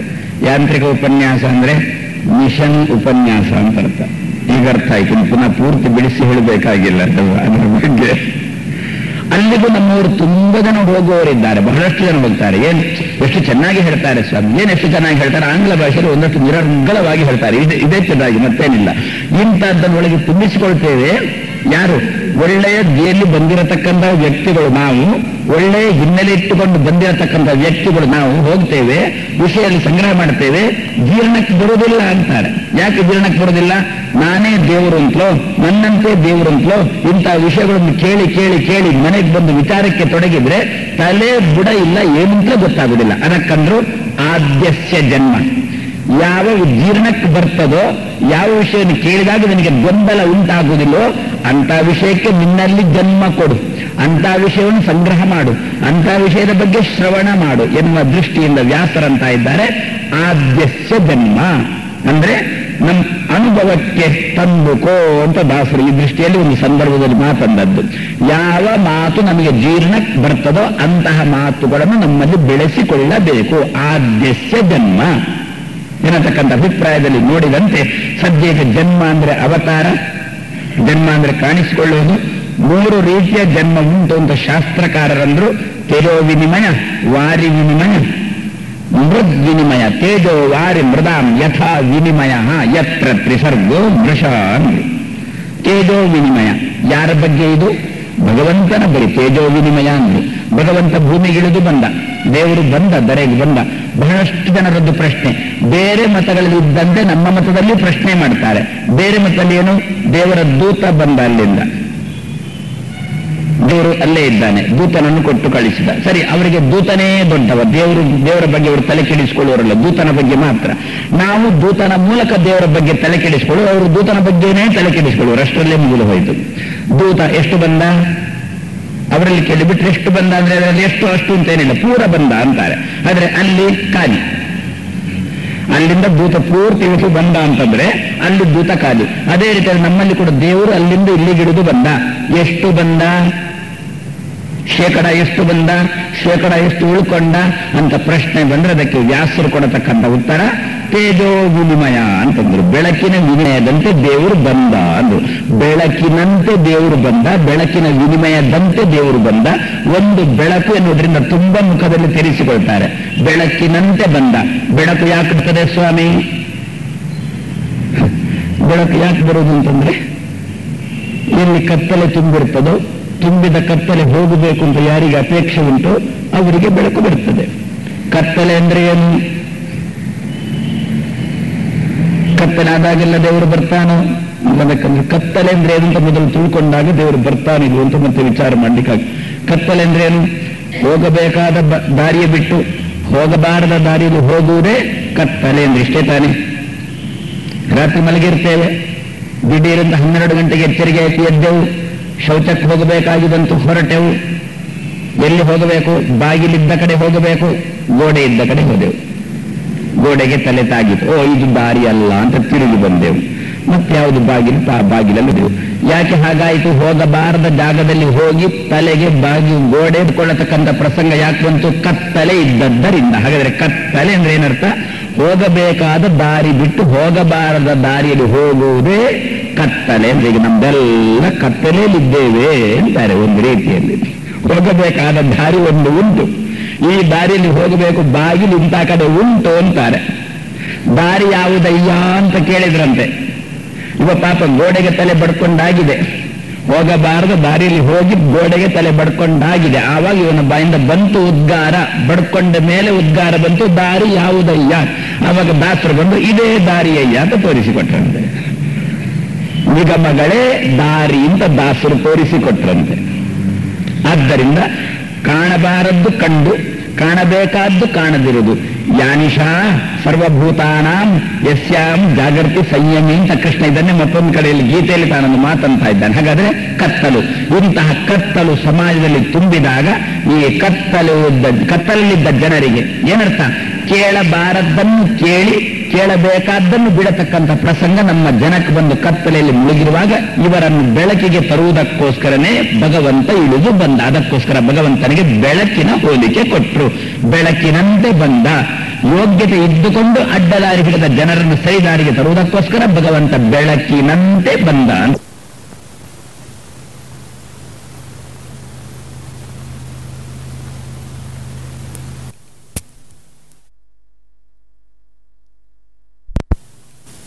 ನಮ್ಮನ್ನು ತೋರಿಸಿಕೊಡುವುದಕ್ಕೋಸ್ಕರ ಭಗವಂತ ತಾಂದರೆಗೆ ಬರ್ತಾನೆ. ಎಷ್ಟು ಶೇಕಡ? ಅದಕ್ಕೆ ಪುನಃ ಉತ್ತರ ಬೆಳಕಿನಂತೆ ಅಂತಲೇ ಉತ್ತರ. ಏನು? ಇಲ್ಲೊಂದು ದೀಪ, ನಮ್ಮ ಮನೆಗೆ ದೀಪ ಬೇಕಾಗಿದೆ, ಇಲ್ಲಿಂದ ದೀಪ ಹಿಡ್ಕೊಂಡು ಹೋದೆವು. ಮತ್ತೊಂದು ಮನೆಗೆ ದೀಪ ಬೇಕಾಯಿತು, ಅಲ್ಲಿಂದ ಹಿಡ್ಕೊಂಡು ಹೋದರು. ಆವಾಗ ಇಲ್ಲಿ ಏನಾಯಿತು? ದೀಪ ಹಾಗೆಯೇ ಉಂಟು. ಎಷ್ಟುಂಟು? ದೀಪ ತೆಗಿಬೇಕಾದ್ರೆ ಮೊದಲು ಎಷ್ಟಿತ್ತು, ಎಷ್ಟು ಶಕ್ತಿ ಇತ್ತು, ಅಷ್ಟೇ ಶಕ್ತಿ, ಅಷ್ಟೇ ಬೆಳಕು ಇಲ್ಲಿರತಕ್ಕಂಥ ದೀಪಕ್ಕೂ ಹೇಗೆ ಉಂಟು ಅದೇ ರೀತಿಯಲ್ಲಿ ಮೂಲ ರೂಪದಿಂದ ಅವತಾರ ರೂಪ ಹೊರಟಾಗ ಮೂಲ ರೂಪದಲ್ಲಿ ಎಷ್ಟು ಶಕ್ತಿ, ಅವತಾರ ರೂಪ ಹೊರಡಬೇಕಾದ್ರೆ ಮೊದಲು ಎಷ್ಟು ಶಕ್ತಿಯೋ ಅಷ್ಟೇ ಶಕ್ತಿ ಅವತಾರ ರೂಪ ಹೊರಟ ಮೇಲೂ ಇರುತ್ತದೆ. ಪೂರ್ಣಂ ಅಡಹ ಪೂರ್ಣಂ ಇದಂ, ಅದು ಪೂರ್ಣ, ಇದು ಪೂರ್ಣ, ಅದರಿಂದ ಇದು ಪೂರ್ಣ. ಅದು ನಮಗಾಗುವಾಗ ಪೂರ್ಣಮದ ಪೂರ್ಣಮಿದ, ಅದು ಪೂರ್ಣ, ಇದು ಪೂರ್ಣ. ನಾರಾಯಣನು ಪೂರ್ಣ, ರಾಮನು ಪೂರ್ಣ, ರಾಮನು ಪೂರ್ಣ, ಕೃಷ್ಣನು ಪೂರ್ಣ. ಅದ್ರ ಬಗ್ಗೆ ನಾವು ಹೀಗೆ ಮಾಡ್ತೇವೋ ಏನು? ರಾಮನು ಮೂಲ ರೂಪದಿಂದಲೇ ಬಂದದ್ದು, ಕೃಷ್ಣನು ಮೂಲ ರೂಪದಿಂದಲೇ ಬಂದದ್ದು. ಅದು ಹೀಗೆ ಮಾಡೋಣ. ನಾರಾಯಣನು ಪೂರ್ಣ, ಕೃಷ್ಣನು ಪೂರ್ಣ, ಶ್ರೀನಿವಾಸನು ಪೂರ್ಣ. ಮೂಲ ರೂಪದಿಂದ ಕೃಷ್ಣ ಹೊರಟ, ಕೃಷ್ಣನಿಂದ ಶ್ರೀನಿವಾಸ ಹೊರಟ. ಇದು ಶ್ರೀನಿವಾಸನಿಗೆ ಬೇರೆ ಅಪ್ಪಮ್ಮ ಇಲ್ಲ ಅಂತೆ. ವಸುದೇವ ದೇವಕಿ ಕಂದ ಅಂತ ದಾಸರು ತನ್ನ ಹಾಡಲ್ಲಿ ತಿರುಪತಿ ತಿಮ್ಮಪ್ಪನ ಬಗ್ಗೆ ಹೇಳುವಾಗ ವಸುದೇವ ದೇವಕಿ ಕಂದ ಅಂತ ಅಂತಾರೆ. ಹಾಗಾದ್ರೆ ಶ್ರೀನಿವಾಸ ಯಾರು? ಶ್ರೀನಿವಾಸ ಕೃಷ್ಣನೇ ಶ್ರೀನಿವಾಸ. ಕೃಷ್ಣ ಎಷ್ಟು ಪೂರ್ಣನೋ, ನಾರಾಯಣ ಎಷ್ಟು ಪೂರ್ಣನೋ, ಕೃಷ್ಣನು ಅಷ್ಟೇ ಪೂರ್ಣ. ಕೃಷ್ಣನ ಎಷ್ಟು ಪೂರ್ಣನೋ, ಶ್ರೀನಿವಾಸನು ಅಷ್ಟೇ ಪೂರ್ಣ. ಇಲ್ಲಿದ್ದ ದೀಪ ಅದು ಮೂಲ ರೂಪದಂತೆ, ಇಲ್ಲಿಂದ ಎನ್ನ ಮನೆಗೆ ಕೊಂಡು ಹೋದ ರೂಪ ಕೃಷ್ಣನಂತೆ, ನನ್ನ ಮನೆಯಿಂದ ಮತ್ತೊಂದು ಮನೆಗೆ ಕೊಂಡು ಹೋದ ದೀಪ ಶ್ರೀನಿವಾಸನಂತೆ. ಆ ದೀಪನು ಪೂರ್ಣ, ನನ್ನ ಮನೆಯ ದೀಪನು ಪೂರ್ಣ, ಇಲ್ಲಿದ್ದ ದೀಪನು ಪೂರ್ಣ. ಪೂರ್ಣ ಪೂರ್ಣ ಪೂರ್ಣ. ಹಾಗಾದರೆ ಪೂರ್ಣದಿಂದ ಪೂರ್ಣ ಹೊರಟಿತು, ಪೂರ್ಣದಿಂದ ಈ ವ್ಯಕ್ತಿ ಪೂರ್ಣತ್ವವನ್ನು ಕಂಡ. ಅದಕ್ಕೋಸ್ಕರ ದೀಪದ ದೃಷ್ಟಾಂತವನ್ನು ಕೊಡ್ತಾ ಇದ್ದಾರೆ ಕೃಷ್ಣ ಭಗವಂತನಿಗೆ ಶಾಸ್ತ್ರಕಾರರು. ಆ ಪೂರ್ಣ ರೂಪದಿಂದ ಇದು ತನ್ನ ಪೂರ್ಣತ್ವವನ್ನು ಕಂಡುಕೊಂಡಿದ್ದು, ತನ್ನ ಪೂರ್ಣತ್ವವನ್ನು ಬೆಳಕಿಗೆ ತಂದುಕೊಂಡಿತು. ಆದ್ದರಿಂದ ತೇಜೋ ವಿನಿಮಯ. ಅಂದರೆ ದೇವರ ಮುಂದೆ ನಿಂತು ಅವನ ಅವತಾರಗಳ ಬಗ್ಗೆ ನಾವು ಚಿತ್ರಣ ಮಾಡುವಾಗ ಏನೊಂದು ಚಿತ್ರಣ ಮಾಡಬೇಕಂತೆ? ತೇಜೋ ವಿನಿಮಯ ನೀನು, ಮೂಲ ರೂಪ ಎನ್ನತಕ್ಕಂಥ ಬೆಳಕಿನಿಂದ ಹೊರಟು ಬಂದಿರುವ ಬೆಳಕೆ ಅಂತ ಚಿಂತನೆ ಮಾಡಿಬಿಟ್ರೆ ಅವಾಗ ನಮಗೂ ಒಂದು ಸ್ವಲ್ಪ ಬೆಳಕನ್ನು ಕೊಟ್ಟು ನಮಗೂ ನಮ್ಮ ಯೋಗ್ಯತಾನುಸಾರ ಪೂರ್ಣತೆಯನ್ನು ಕೊಡ್ತಾನೆ. ಆ ದೃಷ್ಟಿಯಿಂದ ವೇದವ್ಯಾಸದೇವರು ಭಗವಂತನ ಬಗ್ಗೆ ಹೇಳುವಾಗ ತೇಜೋ ವಿನಿಮಯ ಅನ್ನತಕ್ಕಂಥ ಶಬ್ದದಿಂದ ಹೇಳಿ ಭಗವಂತನ ರೂಪವನ್ನು ನಮಗೆ ಕೊಟ್ಟರೆ, ಇನ್ನು ನಮ್ಮ ಸೃಷ್ಟಿ ಇರುವುದು ಮೂರೇ ತಾನೆ. ದೇವರು, ಜೀವ, ಜಡ ಇರುವುದು ಮೂರೇ. ಲಕ್ಷ್ಮಿ ಅವಳನ್ನೆಲ್ಲಿ ಸೇರಿಸಬೇಕು? ಎಲ್ಲಿ ಬೇಕಾದರೂ ಸೇರಿಸಿದ್ದಾರೆ. ದೇವರ ಗುಂಪಲ್ಲಿ ಸೇರಿಸ್ತೀರ ಅಡ್ಡಿ ಇಲ್ಲ, ನಮ್ಮ ಗುಂಪಿಗೆ ಸೇರಿಸ್ತೀರ ಬರ್ತಾಳೆ. ಇದು ನಮಗೂ ದೇವರಿಗೂ ಸೇತುವೆಂತಿರತಕ್ಕಂಥ ಹೆಣ್ಮಗಳು ಪಾಪ ಲಕ್ಷ್ಮಿ ಅಂತಂದು. ಆದ್ರಿಂದ ನಮ್ಮಲ್ಲಿ ಶಾಸ್ತ್ರಕಾರರು ಎಷ್ಟು ಚೆನ್ನಾಗಿ ಕೊಟ್ಟಿದ್ದಾರೆ ಗೊತ್ತಾ? ಏನು? ಊಟ ಮಾಡಿದಂತೆನೂ ಆಗಬೇಕು, ಪಾರಣ ಮಾಡಿದಂತೆನೂ ಆಗಬೇಕು, ಉಪವಾಸ ಇದ್ದಂತೆನೂ ಆಗಬೇಕು. ಪಾರಣನೂ ಆಗಿರಬೇಕು, ಉಪವಾಸನೂ ಇರಬೇಕು. ದೂರವಾಸರು ಬರ್ತಾರೆ, ಆದ್ರಿಂದ ಉಪವಾಸ ಇರಲೇಬೇಕು. ಕಾಲ ಇರುತ್ತದೆ, ಆದ್ರಿಂದ ಪಾರಣನೂ ಆಗಲೇಬೇಕು. ಇರೋದು ಒಂದೇ ಉಪಾಯ. ಏನು? ಅಶನ ಅನಶನ ಎರಡಕ್ಕೂ ಇರುವುದು ಸೇತುವೆ ಅಂತ ಇರತಕ್ಕಂಥದ್ದು ನೀರು. ನೀರು ಅಂದ್ರೆ ನಾರ, ನಾರ ಅಂದ್ರೆ ಲಕ್ಷ್ಮಿ. ನಾರಾಯಣ ಶಾಸ್ತ್ರಕಾರ ಒಂದು ಕಡೆ ಅಂತ ಇದ್ದಾರೆ. ಅದೇ ನಾರ ನೀರು, ನೀರಿಗೆ ಅಭಿಮಾನಿನಿ ಲಕ್ಷ್ಮಿ. ಹಾಗಾದ್ರೆ ನಮ್ಮ ಅಶನ ಅನಶನ ಎರಡಕ್ಕೂ ಸೇತುವೆ ಅಂತ ಇರತಕ್ಕಂಥದ್ದು ನೀರು. ನೀರು ಅಂದ್ರೆ ಲಕ್ಷ್ಮಿ. ಅದೇ ರೀತಿಯಲ್ಲಿ ಅಶನ ಅನಶನ, ಅಶನ ಜೀವರು, ಅನಶನ ಭಗವಂತ. ಯಾಕೆ ನಾವು ಸದಾಕಾಲ ಅಶನದಲ್ಲೇ ಇರುವವರಾದ್ರಿಂದ ಅಶನರು ಅಂದ್ರೆ ಜೀವರು. ಅನಶನ ಎಂದೆಂದೂ ಬೇಡ ಊಟ ಅಂದ್ರೆ ಭಗವಂತ. ಅಶನ ಅನಶನರಿಗೆ ಸೇತುವೆ ಅಂತಿರತಕ್ಕಂಥವ್ರು ಲಕ್ಷ್ಮಿ. ಅದರಿಂದ ಲಕ್ಷ್ಮಿಯನ್ನು ಆಚೆ ಸೇರಿಸಿ ಈಚೆ ಬೇಕಾದ್ರೂ ಸೇರಿಸಿ. ಅದರಿಂದ ಇಂತಹ ಅದಿರೋದು ಈಶ, ಜೀವ, ಜಡ ಮೂರರ ಸೃಷ್ಟಿಯನ್ನು ವೇದವ್ಯಾಸದೇವರು ಈಗ ತಾನು ತೆಗೆದುಕೊಂಡಿದ್ದಾರೆ. ಭಗವಂತನ ಸೃಷ್ಟಿ ಶಬ್ದ ಕರ್ತ ಹೇಳಿದ್ರೆ ಬೆಳಕಿನಿಂದ ಬೆಳಕು ಬಂದಂತೆ. ಆ ಬೆಳಕಿಗೆ ಈ ಬೆಳಕಿಗೂ ಸ್ವಲ್ಪನೂ ವ್ಯತ್ಯಾಸ ಇಲ್ಲ. ಸುಡುವಿಕೆಯಲ್ಲಿ ಪ್ರಕಾಶದಲ್ಲಿ ಸ್ವಲ್ಪ ವ್ಯತ್ಯಾಸ ಇಲ್ಲ. ಅಭಿಪ್ರಾಯದಲ್ಲಿ ಬೆಳಕಿನಿಂದ ಬೆಳಕು ಅಂತಾರೆ. ನಮ್ಮ ಸೃಷ್ಟಿ ಹೇಗೆ, ಜೀವರುಗಳ ಸೃಷ್ಟಿ ಹೇಗೆ ಅಂತ ಕೇಳಿದ್ರೆ ವ್ಯಾಸರಂದ್ರು ವಾರಿ ವಿನಿಮಯ ಅಂತಂದು. ವಾರಿ ವಿನಿಮಯ ಅಂದ್ರೆ ನೀರಿನಲ್ಲಿ ನೀರಿದೆ, ಪಾತ್ರದಲ್ಲಿ ನೀರಿಟ್ಟಿರ್ತೇವೆ ಕೆಳಗೆ, ಮೇಲಿನಿಂದ ಸೂರ್ಯ ಇದ್ದಾನೆ, ಸೂರ್ಯನ ಪ್ರತಿಬಿಂಬ ಪಾತ್ರದಲ್ಲಿದ್ದಂತಹ ನೀರಲ್ಲಿ ಸೂರ್ಯನ ಪ್ರತಿಬಿಂಬ ಕಾಣಿಸ್ತದೆ. ಆದರೆ ಪಾತ್ರದಲ್ಲಿ ಇರುವ ನೀರಿನಲ್ಲಿ ಮೇಲಿದ್ದ ಸೂರ್ಯನ ಪ್ರತಿಬಿಂಬ ಹೇಗೆ ಕಾಣಿಸ್ತದೋ ಪ್ರತಿಬಿಂಬಕ್ಕೆ ಸೃಷ್ಟಿಯಾಯಿತು. ಸೂರ್ಯ ಮೇಲೆ ಇರಬೇಕು, ಕೆಳಗೆ ಪಾತ್ರ ಬೇಕು, ಪಾತ್ರದಲ್ಲಿ ನೀರು ಬೇಕು, ಆ ನೀರಲ್ಲಿ ಸೂರ್ಯನ ಪ್ರತಿಬಿಂಬ ಸೃಷ್ಟಿಯಾದಂತೆ ಈ ದಿವಸ ಜೀವರುಗಳ ಸೃಷ್ಟಿ. ಪಾತ್ರ ಯಾವುದು, ನೀರು ಯಾವುದು, ಸೂರ್ಯ ಯಾವುದು? ಸೂರ್ಯ ದೇವರು, ಭಗವಂತನೇ ಸೂರ್ಯ. ಪಾತ್ರ ನಿಮ್ಮ ಶರೀರನೇ ಪಾತ್ರ, ಅದರಲ್ಲಿ ನೀರು ನಿಮ್ಮ ಕರ್ಮ ಆಚರಣೆಯೇ ನೀರು, ಅದರಲ್ಲಿ ಪ್ರತಿಫಲಿಸುವುದು ಜೀವ. ಯಾರು ಪ್ರತಿಫಲಿಸಿದ? ಭಗವಂತ ಮೇಲಿದ್ದಾನೆ, ಮೇಲಿದ್ದ ಭಗವಂತ ಪ್ರತಿಫಲಿಸಿದ. ಶರೀರ ಪಾತ್ರ, ಹೌದು, ಶರೀರಕ್ಕೆ ಪಾತ್ರ ಅಂತ ನಮಗೆಲ್ಲ ಗೊತ್ತಾದ್ರಿಂದ ಸತ್ ಪಾತ್ರ ಕೆಟ್ಟ ಪಾತ್ರ ಅಂತೇವೆ. ಸತ್ ಪಾತ್ರದಲ್ಲಿ ದಾನ ಮಾಡಬೇಕು ಅಂದ್ರೆ ಪಾತ್ರ ಆಯ್ತಲ್ಲ, ಶರೀರ ಪಾತ್ರ ಅಂತ ಕರೆದಲ್ಲ. ಪಾತಿ ಇತಿ ಪಾತ್ರ, ಮತ್ತೇನು ರಕ್ಷಣೆ ಮಾಡ್ತಾ, ಅದರಿಂದ ಪಾತ್ರ. ನೀರು ಯದ್ವಾತದ್ದು ಚೆಲ್ಲಿ ಹೋಗದಂತೆ ಯಾವುದು ರಕ್ಷಣೆ ಮಾಡ್ತೋ ಅದನ್ನು ಪಾತ್ರ ಅಂತ ಕರೆದರು. ಸಂಗ್ರಹ ಮಾಡಿರತಕ್ಕಂತಹ ಪುಣ್ಯ ಯದ್ವಾತದ್ವ ಹೋಗಬಾರದು, ಅದಕ್ಕೋಸ್ಕರ ಉಳಿಸಿಕೊಳ್ಳುವುದಕ್ಕೂ ಇದನ್ನು ಪಾತ್ರ ಅಂತ ಕರೆದರು. ಈ ಪಾತ್ರದಲ್ಲಿ ಏನು ಸೇರಿಕೊಂಡಿದೆ? ಕರ್ಮ ಸೇರಿಕೊಂಡಿದೆ. ಈ ಕರ್ಮದಲ್ಲಿ ಯಾರು ಪ್ರತಿಫಲಿಸ್ತಾನೆ? ಮೇಲಿದ್ದಂತಹ ಭಗವಂತ ಪ್ರತಿಫಲಿಸಿದ ಆ ಪ್ರತಿಫಲನ ಪ್ರತಿಬಿಂಬನೇ ಜೀವನಾಗಿ ಕೂತ. ಕರ್ಮವನ್ನು ನೀರು ಅಂತ ಯಾಕೆ ಕರೀಬೇಕು? ನೀರು ಚಂಚಲ, ನಮ್ಮ ಕರ್ಮಾಚರಣೆಯು ಚಂಚಲ ಚಂಚಲ ಚಂಚಲ ಚಂಚಲ. ಒಮ್ಮೆ ಆ ಕರ್ಮ, ಒಮ್ಮೆ ಈ ಕರ್ಮ, ಒಮ್ಮೆ ಹಾಗೆ, ಒಮ್ಮೆ ಹೀಗೆ. ಪಾತ್ರದಲ್ಲಿ ಆ ನೀರು ಹಾಕುವುದು, ಅದನ್ನು ತೆಗೆಯುವುದು, ಈ ನೀರು ಹಾಕುವುದು, ಇದನ್ನು ತೆಗೆಯುವುದು. ಒಂಚೂರು ಗಾಳಿ ಬಂದರೂ ಕೂಡ ನೀರು ಅಲುಗಾಡುವುದು. ಗಾಳಿ ಜೋರಾಗಿ ಬೀಸಿದ್ರೆ ಕರ್ಮ ಎಲ್ಲ ಹೋಯಿತು. ಗಾಳಿ ಜೋರಾಗಿ ಬೀಸುವುದು ಅಂತಂದ್ರೆ ಗಾಳಿ ಮಾತು ಜೋರು ಬೀಸಲಿಕ್ಕೆ ಶುರುವಾದ್ರೆ ನಮ್ಮಲ್ಲಿ ಎಲ್ಲಾ ಕರ್ಮ ಪ್ರಾರಬ್ಧವನ್ನು ಸೇರಿಕೊಂಡು ಎಲ್ಲಾ ಕರ್ಮನೂ ಹೋಯ್ತಲ್ಲ. ಅದೇ ರೀತಿಯಲ್ಲಿ ಬಹಳ ರಭಸವಾಗಿ ಗಾಳಿ ಬೀಸಿತಂದ್ರೆ ಪಾತ್ರ ಸಮುದ್ರದಲ್ಲಿ ನೀರು ನಿಲ್ತದೋ ಯದ್ವಾ ತದ್ವಾ ಹಾರ್ತದೆ ಅಂತಾರಲ್ವ. ನಾವು ದಿವಸ ಬಿರುಗಾಳಿ, ಸುಂಟರ ಗಾಳಿ ಇದನ್ನೆಲ್ಲ ನೋಡುವುದುಂಟು. ಆ ಗಾಳಿಯ ಭಾರಿ ಗಾಳಿ ಬೀಸಿದಾಗ ಏನಾಗ್ತದೆ? ಸಮುದ್ರ ಪಾತ್ರದಲ್ಲಿ ತುಂಬಿರತಕ್ಕಂತಹ ನೀರು ಯದ್ವಾ ತದ್ವಾ ಹಾರಾಡಿ ಬಿಡ್ತದೆ, ಎಲ್ಲೆಲ್ಲೆಲ್ಲೋ ಹಾರಾಡಿ ಬಿಡ್ತದೆ. ಅದೇ ರೀತಿ ಈ ಪಾತ್ರದಲ್ಲಿ ತುಂಬಿರತಕ್ಕಂತಹ ಕರ್ಮ ಎಂಬ ನೀರು ಯದ್ವಾ ತದ್ವಾ ಎಲ್ಲೆಲ್ಲೆಲ್ಲೋ ಹೋಗಬೇಕಾದ್ರೆ ಏನಾಗಬೇಕು? ಗಾಳಿ ರಭಸವಾಗಿ ಬೀಸಬೇಕು. ಈಗ ಬೀಸತಕ್ಕಂಥ ಗಾಳಿ ಸಾಲದು, ಏನೀಗ ಸ್ವಲ್ಪ ಸ್ವಲ್ಪ ಸ್ವಲ್ಪ ಸ್ವಲ್ಪ ಗಾಳಿ ಬೀಸುವುದಷ್ಟೇ, ಏನೋ 4 ಅಕ್ಷರ ಕೇಳುವುದಷ್ಟೇ. ಅದು ಜೀವನದಲ್ಲಿ ನಮಗೆ ಯಾರಿಗೂ ಇನ್ನೂ ಬಂದೇ ಇಲ್ಲ ಅಂತಾರೆ. ಆದ್ರಿಂದ ಗಾಳಿ ಚೆನ್ನಾಗಿ ಬೀಸಿದಾಗ ಹೇಗೆ ಪಾತ್ರದಲ್ಲಿ ನೀರು ಚಂಚಲ ಆಗುತ್ತದೋ ಅದೇ ರೀತಿಯಲ್ಲಿ ಮಧ್ವರ ಶಾಸ್ತ್ರವೆಂಬ ಗಾಳಿ ಮಾತು ಬೀಸಿದಾಗ ಶರೀರವೆಂಬ ಪಾತ್ರದಲ್ಲಿ ತುಂಬಿರತಕ್ಕಂಥ ಕರ್ಮವೆಂಬ ನೀರು ಚಂಚಲ ಚಂಚಲ ಚಂಚಲ. ಆ ಚಾಂಚಲ್ಯದಿಂದಲೇ ಪಾತ್ರದಲ್ಲಿ ಪ್ರತಿಬಿಂಬ ಚೆನ್ನಾಗಿ ಮೂಡುವುದಿಲ್ಲಲ್ಲ. ನೀರು ಅಲುಗಾಡ್ತಾ ಇದ್ರೆ, ತುಂಬಾ ಅಲುಗಾಡ್ತಾ ಇದ್ರೆ ಆ ಪಾತ್ರದಲ್ಲಿ ಪ್ರತಿಬಿಂಬ ಸರಿಯಾಗಿ ಅಲುಗಾಡುವುದಿಲ್ಲಲ್ಲ, ಪ್ರತಿಬಿಂಬವನ್ನು ಚೆನ್ನಾಗಿ ಗುರುತು ಹಿಡಿಲಿಕ್ಕೆ ಆಗುವುದಿಲ್ಲಲ್ಲ. ಅದೇ ರೀತಿ ದಿವಸ ನಿಮ್ಮ ಕರ್ಮ ಚಾಂಚಲ್ಯದಿಂದಾಗಿ ಯಾರು ಅಂತ ತೀರ್ಮಾನ ಮಾಡೋದು ಕಷ್ಟ ಅಂತೆ. 4 ದಿವಸ ಚೆನ್ನಾಗಿದ್ದೇವೆ ಸ್ವಾಮಿ, ಏನು ದೇವರ ಪೂಜೆ, ಏನು ಉಪನ್ಯಾಸ, ಏನು ಪಾಠ, ಏನು ಪ್ರವಚನ. ಮತ್ತೊಂದು 10 ದಿವಸ ಏನಿಲ್ಲ, ಎಲ್ಲೋ ಗುಂಡಾಗಿದೆ ಅಂತ ಅಡ್ಡಾಡಿ ಎದ್ವಾ ತದ್ವಾ ಸಂತಾನ. ಪುನಃ 4 ದಿವಸ ಚೆನ್ನಾಗಿ ದೇವರ ಪೂಜೆ ಮಾಡಿದ. ಆವಾಗ ನಮ್ಗೆ ಅವನ ವ್ಯಕ್ತಿತ್ವವನ್ನು ತೀರ್ಮಾನ ಮಾಡ್ಲಿಕ್ಕೆ ಬರ್ತದ? ಯಾರಿವ ಅಂತ, ಈ ಚೇತನ ಒಳ್ಳೆದೋ ಕೆಟ್ಟದೋ ಅಂತ ತೀರ್ಮಾನ ಮಾಡ್ಲಿಕ್ಕೆ ಬರ್ತದ? ಇಲ್ಲ. ಪ್ರತಿಬಿಂಬ ಚೆನ್ನಾಗಿ ಪರಿಚಯ ಆಗುವುದಿಲ್ಲ ಯಾವಾಗ ಒಳಗಿರತಕ್ಕಂತಹ ನೀರು ಬಹಳ ಚಂಚಲ ಆದರೆ. ಆದ್ರಿಂದ ಪ್ರತಿಬಿಂಬ ಚೆನ್ನಾಗಿ ಮೂಡಬೇಕು ಅಂತಾದ್ರೆ ಈ ಶರೀರ ಎಂಬ ಪಾತ್ರದಲ್ಲಿರತಕ್ಕಂಥ ಕರ್ಮ ಸ್ಥಿರವಾಗಿ ಇರಲಿ. 4 ದಿವಸ ಆ ಕರ್ಮ ಮಾಡು, 4 ದಿವಸ ಈ ಕರ್ಮ ಮಾಡು ಇಂತಹ ಪ್ರಸಂಗ ನಮಗೆ ಜೀವನದಲ್ಲಿ ಬರಕೂಡದು. ಏನು ಒಂದು ಆಧ್ಯಾತ್ಮಿಕ ಕ್ಷೇತ್ರಕ್ಕೆ ಇಳಿದೆವು ಅಂತದ ಮೇಲೆ ಏನೇ ಆಗಲಿ, ಬಂದದ್ದೆಲ್ಲ ಬರಲಿ, ಅದರಲ್ಲೇ ಮುಂದುವರಿಬೇಕು. ನಮ್ಮ ಕರ್ಮವನ್ನು ಸ್ಥಿರವಾಗಿ ಮಾಡಿಕೊಳ್ಬೇಕು. ಇಲ್ಲದ್ರೆ ನಮ್ಮ ಹುಡುಗರಂತೆ ಅದು ಇದು ನಮ್ಮ ಪರಿಸ್ಥಿತಿ. ಓದಿದ್ದೇನು 11ನೇ ತರಗತಿಯಲ್ಲಿ ವಿಜ್ಞಾನ ಓದಿದ, 2 ವರ್ಷ ಓದಿದ, ಮತ್ತೆ ಇಲ್ಲಿಗೆ 2 ವರ್ಷ ಓದಿ ಮತ್ತೆ 3 ವರ್ಷ ಓದಲಿಕ್ಕೆ ಮತ್ತೊಂದು ಕಡೆಗೆ ಹೋಗಬೇಕಲ್ಲ, ಅಲ್ಲಿಗೆ ಓದಿದ. ಅಲ್ಲಿ ಅವನಿಗೆ ವಿಜ್ಞಾನಕ್ಕೆ ಜಾಗ ಸಿಕ್ಕಿಲ್ಲ.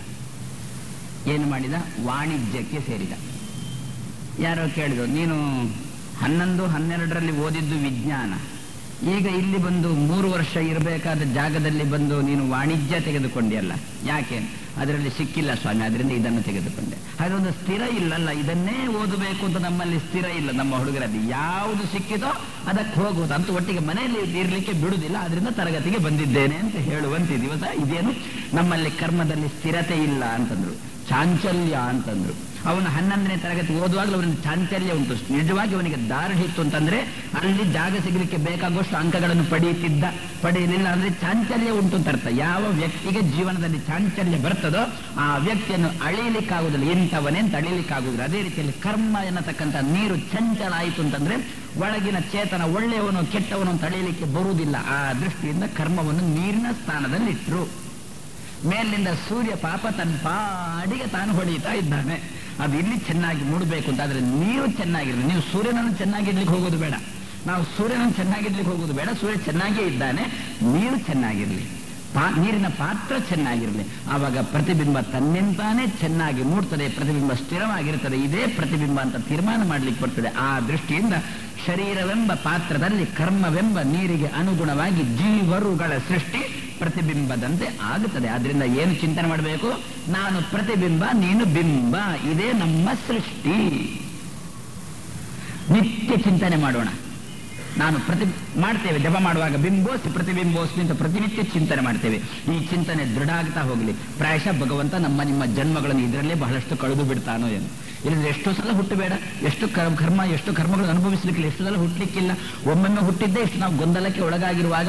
ಆದ್ರಿಂದ ನಮ್ಮ ಸೃಷ್ಟಿಗಳನ್ನು ಕಮ್ಮಿ ಮಾಡಿಕೊಳ್ಬೇಕು ಅಂತಾದ್ರೆ ಬಿಂಬ ಪ್ರತಿಬಿಂಬ ಅಂತ ಪ್ರತಿನಿತ್ಯ ಉಪಾಸನೆ ಮಾಡ್ತಾ ಬಂದ್ರೆ ಪ್ರತಿಬಿಂಬ ಸೃಷ್ಟಿಯೇ ಜೀವನ ಸೃಷ್ಟಿ. ಆದ್ರಿಂದ ನಮಗೆ ಪ್ರತಿಬಿಂಬ ಅಂತ ನಾವು ಉಪಾಸನೆ ಮಾಡುವ ಮೂಲಕನೇ ನಮ್ಮ ಸೃಷ್ಟಿಯನ್ನು ಮಾಡಿಕೊಂಡಂತೆ ಆಗ್ತದೆ, ಸೃಷ್ಟಿಯನ್ನು ಆದಷ್ಟು ಕಮ್ಮಿ ಮಾಡಿಕೊಂಡಂತೆ ಆಗ್ತದೆ. ಆ ದೃಷ್ಟಿಯಿಂದ ಜೀವರುಗಳ ಸೃಷ್ಟಿ ಅಂತಂದ್ರೆ ಸೂರ್ಯನ ಪ್ರತಿಬಿಂಬದಂತೆ. ಅದನ್ನು ಪ್ರತ್ಯೇಕ ಎಲ್ಲಿಂದಲೋ ತಂದದ್ದಲ್ಲ, ಸೂರ್ಯನೇ ಪ್ರತಿಫಲಿಸುವುದು. ಕೃಷ್ಣ ಗೀತೆಯಲ್ಲಿ ಇದೆ ಒಂದು ಮಾತಂದ ಅಲ್ವೋ, ಮಮೈವ ಅಂಶ ಜೀವಲೋಕೆ ಜೀವಭೂತ ಸನಾತನ. ಇಡೀ ಲೋಕದಲ್ಲಿ ನಂದೇ ಒಂದು ಅಂಶ ಅಂದ.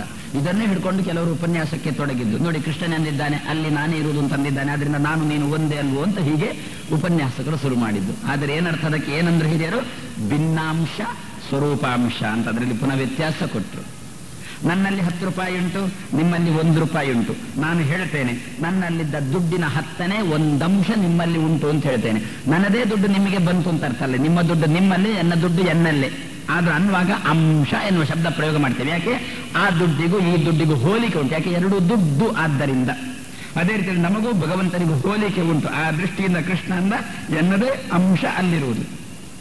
ಪ್ರತಿಬಿಂಬವನ್ನು ನೋಡಿದಾಗ ಹೇ ಸೂರ್ಯ ಅಂತಂತೇವೋ ಇಲ್ಲೋ ನಾವು ನೋಡಿದ್ದು ಪ್ರತಿಬಿಂಬವನ್ನು. ಆದ್ರೂ ಶಬ್ದ ಪ್ರಯೋಗ ಮಾಡ್ತೇವೆ, ಸೂರ್ಯನಂತೆ ಇದ್ದಾನೆ, ಸೂರ್ಯನೇ ಅಂತ ಶಬ್ದ ಪ್ರಯೋಗ ಮಾಡ್ತೇವೋ ಇಲ್ಲೋ. ಅದೇ ರೀತಿಯಲ್ಲಿ ಭಗವಂತನಿಗೆ ಸಾದೃಶ್ಯ ಇರೋಣದರಿಂದ ಕೃಷ್ಣ ಏನಂದ? ನನ್ನದೇ ಅಂಶ ಜೀವಲೋಕದಲ್ಲಿರುವುದು ಅಂತಂದ. ಹಾಗಾದ್ರೆ ಏನಾಯ್ತು? ಅಂಶ ಎನ್ನತಕ್ಕಂಥ ಶಬ್ದಕ್ಕೆ ಪ್ರತಿಬಿಂಬ ಅಂತ ಅರ್ಥ.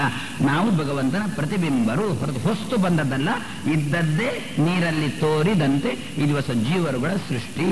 ತೇಜೋ ವಿನಿಮಯ, ವಾರಿ ವಿನಿಮಯ, ಇನ್ನು ಮೃದ್ವಿನಿಮಯ, ಮಣ್ಣಿನ ವಿನಿಮಯ. ಮಡಕೆ ಆಗಿದೆ, ಪುಸ್ತಕ ಆಗಿದೆ, ವಸ್ತ್ರ ಆಗಿದೆ. ಇದೆಲ್ಲ ಹೇಗೆ? ಇದು ಜಡದ ಸೃಷ್ಟಿ. ಜಡದ ಸೃಷ್ಟಿಯನ್ನು ಭಗವಂತ ಹೇಗೆ ಮಾಡ್ತಾನೆ? ಒಂದು ಮಣ್ಣಿನ ರಾಶಿ, ಒಂದು ಮಣ್ಣಿನ ಮುದ್ದೆ. ಆ ಮಣ್ಣಿನ ಮುದ್ದೆಯನ್ನು ಸ್ವಲ್ಪ ಮಣ್ಣನ್ನು ತೆಗೆದು ಅದನ್ನು ಮಡಕೆ ಮಾಡಿದ. ಹತ್ತಿಯ ರಾಶಿ, ಸ್ವಲ್ಪ ಹತ್ತಿಯನ್ನು ತೆಗೆದು ಅದರಿಂದ ಬಟ್ಟೆಯನ್ನು ಮಾಡಿದ. ಆದರೆ ಲೋಕದಲ್ಲಿ ಕುಂಬಾರ ತಾನು ಮಣ್ಣಿನ ರಾಶಿಯಿಂದ ಸ್ವಲ್ಪ ಮಣ್ಣನ್ನು ತೆಗೆದು ತಾನು ಮಡಕೆ ಮಾಡುವಂತೆ ಮೂಲ ಪ್ರಕೃತಿ ಅನ್ನತಕ್ಕಂಥ ಮಣ್ಣಿನ ರಾಶಿಯಿಂದ ನಿಮಗೆ ಕಾಣಿಸ್ತಕ್ಕಂತಹ ಈ ಜಗತ್ತನ್ನು ಭಗವಂತ ಸೃಷ್ಟಿ ಮಾಡಿದ. ಯಾರು ಸೃಷ್ಟಿ ಮಾಡಿದ್ದು? ಯಾಕೆ ಹೇಳಿದ್ರು ಮೃದ್ವಿನಿಮಯ ಅಂತ? ಯಾಕೆ ಹೇಳಬೇಕಾಯಿತು? ಮಣ್ಣಿನ ವಿನಿಮಯ. ಅಲ್ಲಿದ್ದ ಮಣ್ಣನ್ನು ಇಲ್ಲಿಗೆ ತರುವುದು ಅಷ್ಟೇ ತಾನೆ. ಎಲ್ಲೋ ಮಣ್ಣಿತ್ತು, ಅಲ್ಲಿಂದ ಇಲ್ಲಿಗೆ ತಂದ, ಅಲ್ಲಿಂದ ಇಲ್ಲಿಗೆ ತಂದ. ಎಲ್ಲೋ ನದಿ ಬದಿಯಲ್ಲಿ ಮಣ್ಣಿನ ರಾಶಿ ಇತ್ತು, ಆ ರಾಶಿಯಿಂದ ಸ್ವಲ್ಪ ತಂದು ಎಲ್ಲಿ ಹಾಕಿಕೊಂಡ? ಮನೆ ಅಂಗಳದಲ್ಲಿ ಹಾಕಿಕೊಂಡ. ಮನೆ ಅಂಗಳದಿಂದ ಎಲ್ಲಿ ತಂದ? ಎಲ್ಲಿ ಮಡಕೆ ಮಾಡ್ತಾನೋ, ಗಡಿಗೆ ಮಾಡ್ತಾನೋ ಅಲ್ಲಿಗೆ ಹಿಡ್ಕೊಂಡು ಬಂದ. ಅಲ್ಲಿ ಪುನಃ ಸ್ವಲ್ಪ ಕೆತ್ತಿ ಆಚೆ ಈಚೆ ಮಾಡಿ ಅದಕ್ಕೊಂದು ಆಕಾರ ಕೊಟ್ಟ. ಹೊರತು ಯಾವುದೇ ಪ್ರಸಂಗದಲ್ಲಿ ಮಣ್ಣು ತರುವಾಗಲಿ, ತನ್ನ ಮಣ್ಣನ್ನು ಅಂಗಳದಲ್ಲಿ ಹಾಕುವಾಗಲಿ, ಆ ಮಣ್ಣಿನಿಂದ ಮಡಕೆ ಮಾಡುವಾಗಲಿ ಭಗವಂತ ಪ್ರತ್ಯೇಕವಾಗಿಯೇ ಇದ್ದಾನೆ ಹೊರತು ಯಾವುದೇ ಪ್ರಸಂಗದಲ್ಲಿ ತಾನೇ ಮಡಕೆ ಆದದ್ದಲ್ಲ.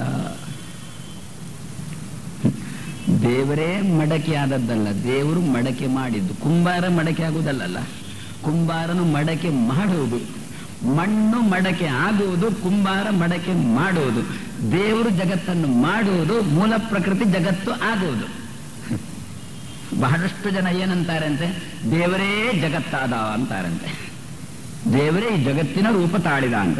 ಹಾಗೂ ಏನಾಯ್ತು, ಅದೇನು ಯಾವ ಪ್ರಸಂಗಕ್ಕೆ ಬಂತು?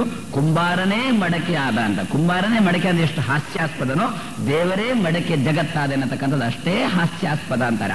ಅದಕ್ಕೋಸ್ಕರ ವೇದವ್ಯಾಸದೇವರಂತ ಇದ್ದಾರೆ, ನಾನೇ ಜಗತ್ತಾಗುವುದಲ್ಲ, ನಾನು ಮಣ್ಣನ್ನು ಹಿಡ್ಕೊಂಡು ಮಡಕೆ ಮಾಡಿದ್ದು, ಮೂಲ ಪ್ರಕೃತಿಯನ್ನು ಹಿಡ್ಕೊಂಡು ನಾನು ನಿಮಿತ್ತ ಮಾತ್ರ.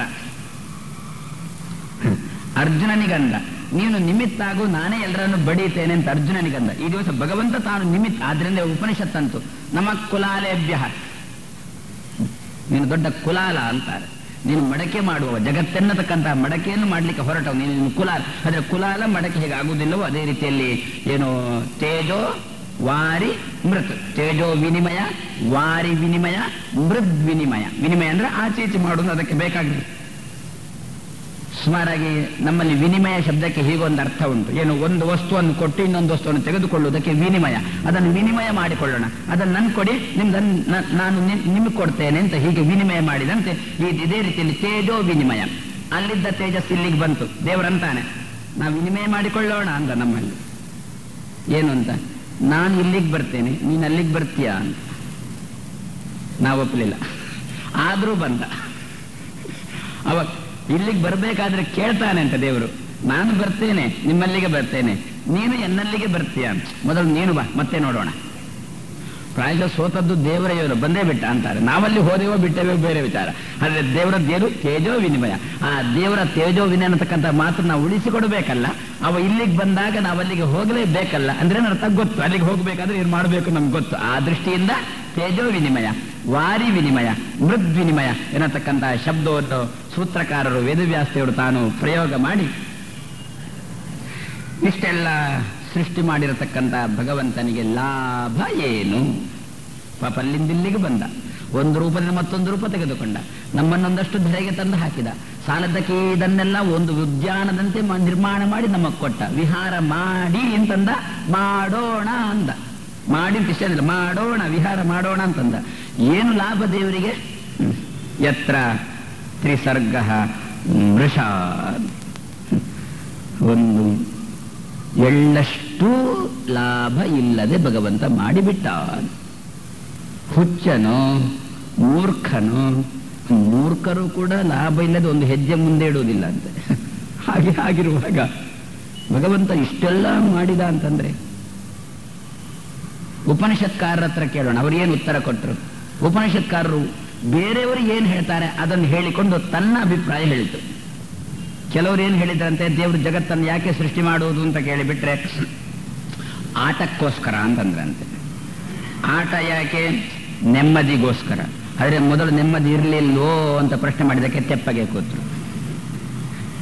ಆಟಕ್ಕೋಸ್ಕರ ಸೃಷ್ಟಿ ಮಾಡಿದ. ಆಡುವುದು ಯಾಕೆ? ಮನಃಶಾಂತಿಗೋಸ್ಕರ. ಆದ್ರೆ ಅಷ್ಟರ ತನಕ ಮನಃಶಾಂತಿ ಇರಲಿಲ್ಲ, ಶಾಂತಿ ಬೇಕಾಯಿತು. ಅದಕ್ಕೋಸ್ಕರ ಜಗತ್ತನ್ನು ಸೃಷ್ಟಿ ಮಾಡುವುದೆಂಬ ಆಟ ಆಡಿದ ಅಲ್ವೋ? ಇದಕ್ಕೇನು ಹೌದು ಅಂತ ಹೇಳೋದು, ಅಲ್ಲ ಅಂತ ಹೇಳೋದು? ಹೌದು ಅಂತ ಹೇಳಿಬಿಟ್ರೆ ದೇವರಿಗೆ ಇಷ್ಟ ತನಕ ಮನಃಶಾಂತಿ ಇಲ್ಲ ಅಂತ ಒಪ್ಪಿಕೊಂಡಂತಾಯ್ತು. ಅಂತ ದೇವರ ತಂಟೆನೇ ಬೇಡ. ನಾವೇ ಮನಃಶಾಂತಿ ಕಳ್ಕೊಂಡವರು ಪುನಃ ದೇವರ ಬಳಿಗೆ ಹೋಗಿ ಏನು ಮಾಡಿಕೊಳ್ಳೋದು? ಆದ್ರಿಂದ ತಂಟೆನೇ ಬೇಡ ಅಂತ ಆದಿತ್ತು. ಹಾಗಾದ್ರೆ ದೇವರು ಅಂತಂದ್ರೆ ಯಾವ ನ್ಯೂನತೆ ಇರಕೂಡದಲ್ಲ. ಆದ್ರಿಂದ ಆಟಕ್ಕೋಸ್ಕರ ಕೆಲವರು ಅಂತಾರೆ ಅಂತ ಉಪನಿಷತ್ತು ಹೇಳಿತು. ಕ್ರೀಡೆಗೋಸ್ಕರ ಜಗತ್ತನ್ನು ಸೃಷ್ಟಿ ಮಾಡ್ತಾನೆ ಅಂತ ಕೆಲವರು ಹೇಳ್ತಾರೆ. ಅವಾಗಂತೂ ನಿನ್ನ ಅಭಿಪ್ರಾಯ ಏನು ಅಂತ ಉಪನಿಷತ್ಕಾರರಲ್ಲಿ ಕೇಳಿದ್ರು. ಉಪನಿಷತ್ ಅಂದಿತು ದೇವಸ್ಯ ಏಷಃ ಸ್ವಭಾವ ಅಂತಂದಿತು. ಜಗತ್ತನ್ನು ದೇವರು ಯಾಕೆ ಸೃಷ್ಟಿ ಮಾಡಿದ? ದೇವರ ಸ್ವಭಾವ. ಸ್ವಭಾವ ಅಂತ ಉತ್ತರ ಯಾವಾಗ ಬಂತೋ ಮತ್ತೆ ಪ್ರಶ್ನೆ ಮಾಡುವುದು ಮೂರ್ಖತನ. ನಿಮ್ಮ ಹುಡುಗ ಭಾರಿ ಆಡ್ತಾನೆ ಸರ್.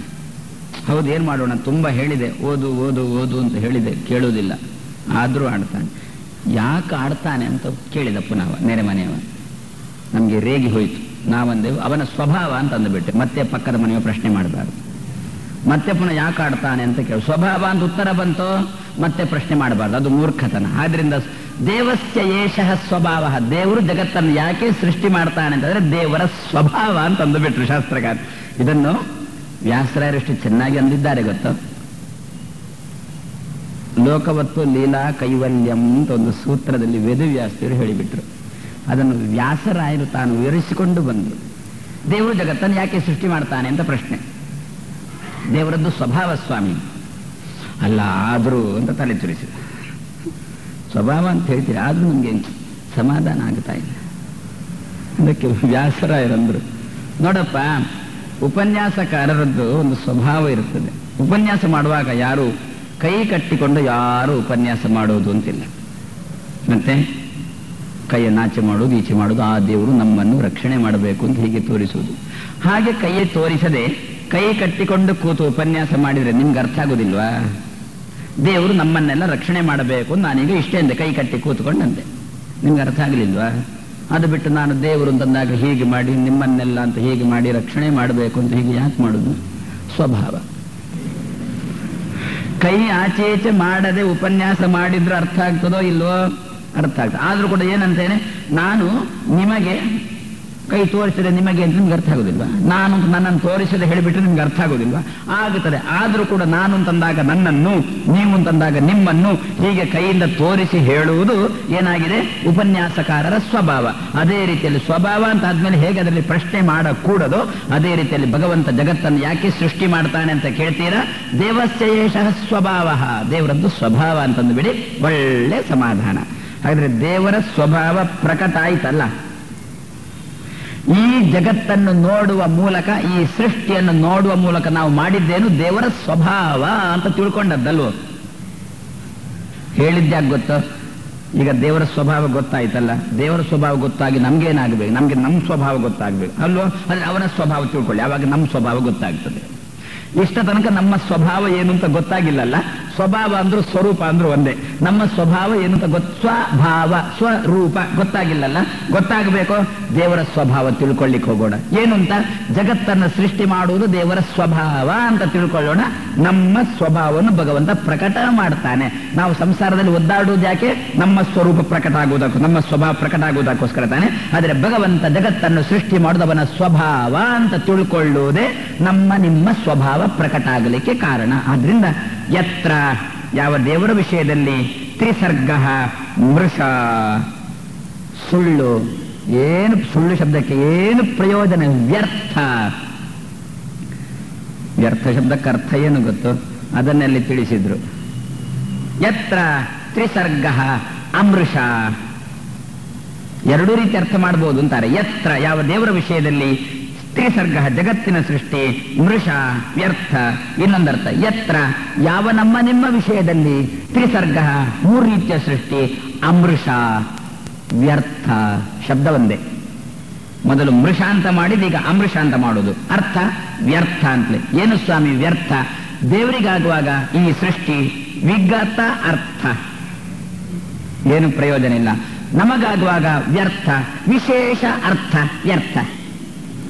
ಬಹಳ ಲಾಭ ಇತ್ತು ಉಂಟಂತೆ ಜಗತ್ತಿನ ಸೃಷ್ಟಿ. ಆದ್ರಿಂದ ನಮಗೆ ಇದು ವ್ಯರ್ಥ, ದೇವರಿಗೆ ಇದು ವ್ಯರ್ಥ. ಒಂದೇ ವಿ ಎನ್ನುವುದಕ್ಕೆ ಎರಡು ಅರ್ಥವನ್ನು ಕೊಡ್ತಾರೆ ಶಾಸ್ತ್ರಕಾರರು. ಹೋದದ್ದು ಒಂದು ಅರ್ಥ, ಬಂದದ್ದು ಒಂದು ಅರ್ಥ. ನಮ್ಮ ದೃಷ್ಟಿಯಲ್ಲಿ ಜಗತ್ತಿನ ಸೃಷ್ಟಿ ವಿಶೇಷವಾದ ಅರ್ಥವುಳ್ಳದ್ದು. ನಮಗೆ ಲಾಭಕ್ಕೋಸ್ಕರ ಭಗವಂತ ಮೂರು ರೀತಿಯಾದ ಸೃಷ್ಟಿಯನ್ನು ತಾನು ಮಾಡ್ತಾ ಇದ್ದಾನೆ. ತನಗೆ ಮಾತ್ರ ವ್ಯರ್ಥ, ಏನೇನು ಲಾಭ ಇಲ್ಲ, ಏನೇನು ಪ್ರಯೋಜನ ಇಲ್ಲ. ಇಂತಹ ಯತ್ರ ತ್ರಿಸರ್ಗ ಮೃಷ ಧಾಮ್ನಾ ಸ್ವೇನ ಸದಾ ನಿರಸ್ತ ಕುಹಕಂ ಸತ್ಯಂ ಪರಂ ಧೀಮಹಿ ಎನ್ನತಕ್ಕಂತಹ ಕೊನೆಯ ಚರಣವನ್ನು ಸಾಯಂಕಾಲ 6:30, 6:45 ಸೇರಿದಾಗ ನೋಡೋಣ ಅಂತೇಳಿ ನಮ್ಮ ಮಾತನ್ನು ಮುಗಿಸ್ತಾ ಇದ್ದೇವೆ.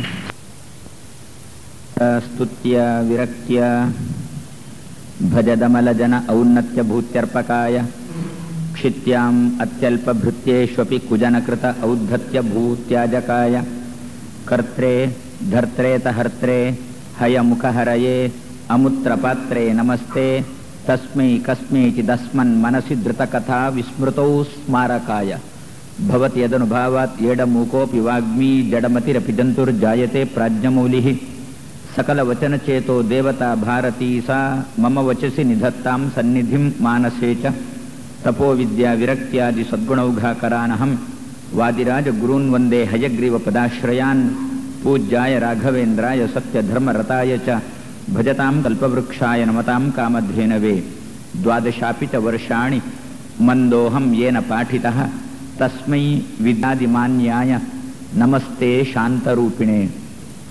ಶ್ರೀ ಗುರುಭ್ಯೋ ನಮಃ. ಜನ್ಮ ಆದ್ಯಸ್ಯ ಯತಃ ಅನ್ವಯಾತ್ ಇತರತಶ್ಚ ಅರ್ಥೇಷು ಅಭಿಜ್ಞಃ ಸ್ವರಾಟ್ ತೇನೇ ಬ್ರಹ್ಮ ಹೃದಯ ಆದಿಕವಯೇ ಮುಹ್ಯಂತಿ ಯಂ ಸೂರಯಃ ತೇಜೋವಾರಿ ಮೃದಾಂ ಯಥಾ ವಿನಿಮಯಃ ಯತ್ರ ತ್ರಿಸರ್ಗೋ ಮೃಷಾ ಧಾಮ್ನಾ ಸ್ವೇನ ಸದಾ ನಿರಸ್ತ ಕುಹಕಂ ಸತ್ಯಂ ಪರಂ ಧೀಮಹಿ. ಶ್ರೀ ಗುರುಭ್ಯೋ ನಮಃ.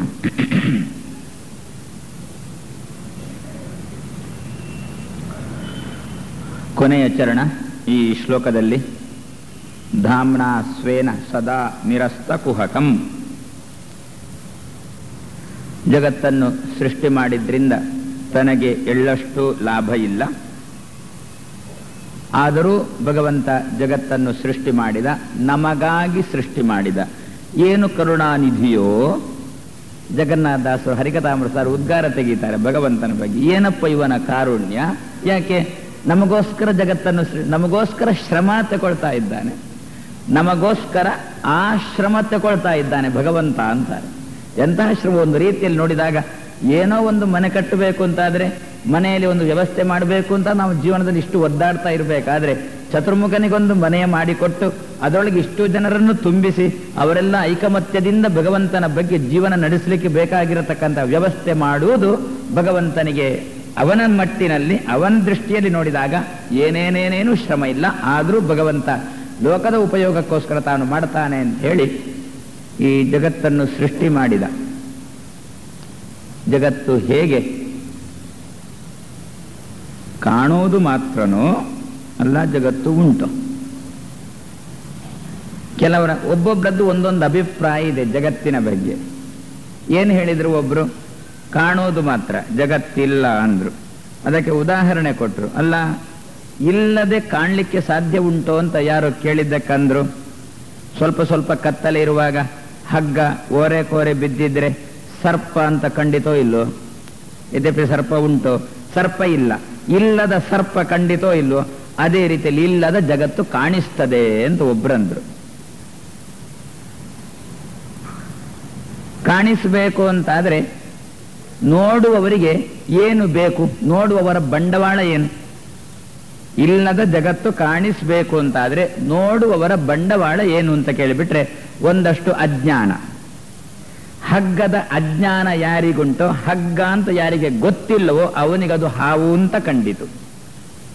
ಹಗ್ಗ ಅಂತ ಗೊತ್ತಾಯಿತೋ ಹಾವು ಇಲ್ಲ, ಹಾರಬೇಕಾಗಿಲ್ಲ, ಹಾವು ಉಂಟು ಅಂತ ಹಾರಬೇಕಾಗಿಲ್ಲ. ಹಾಗಾದ್ರೆ ನೋಡತಕ್ಕಂತಹ ವ್ಯಕ್ತಿಗಳಿಗೆ ಒಂದಷ್ಟು ಅಜ್ಞಾನವನ್ನು ತುಂಬಿಸಿದರೆ ಅವರಿಗೆ ಈ ಜಗತ್ತು ಕಾಣಿಸ್ತದೆ.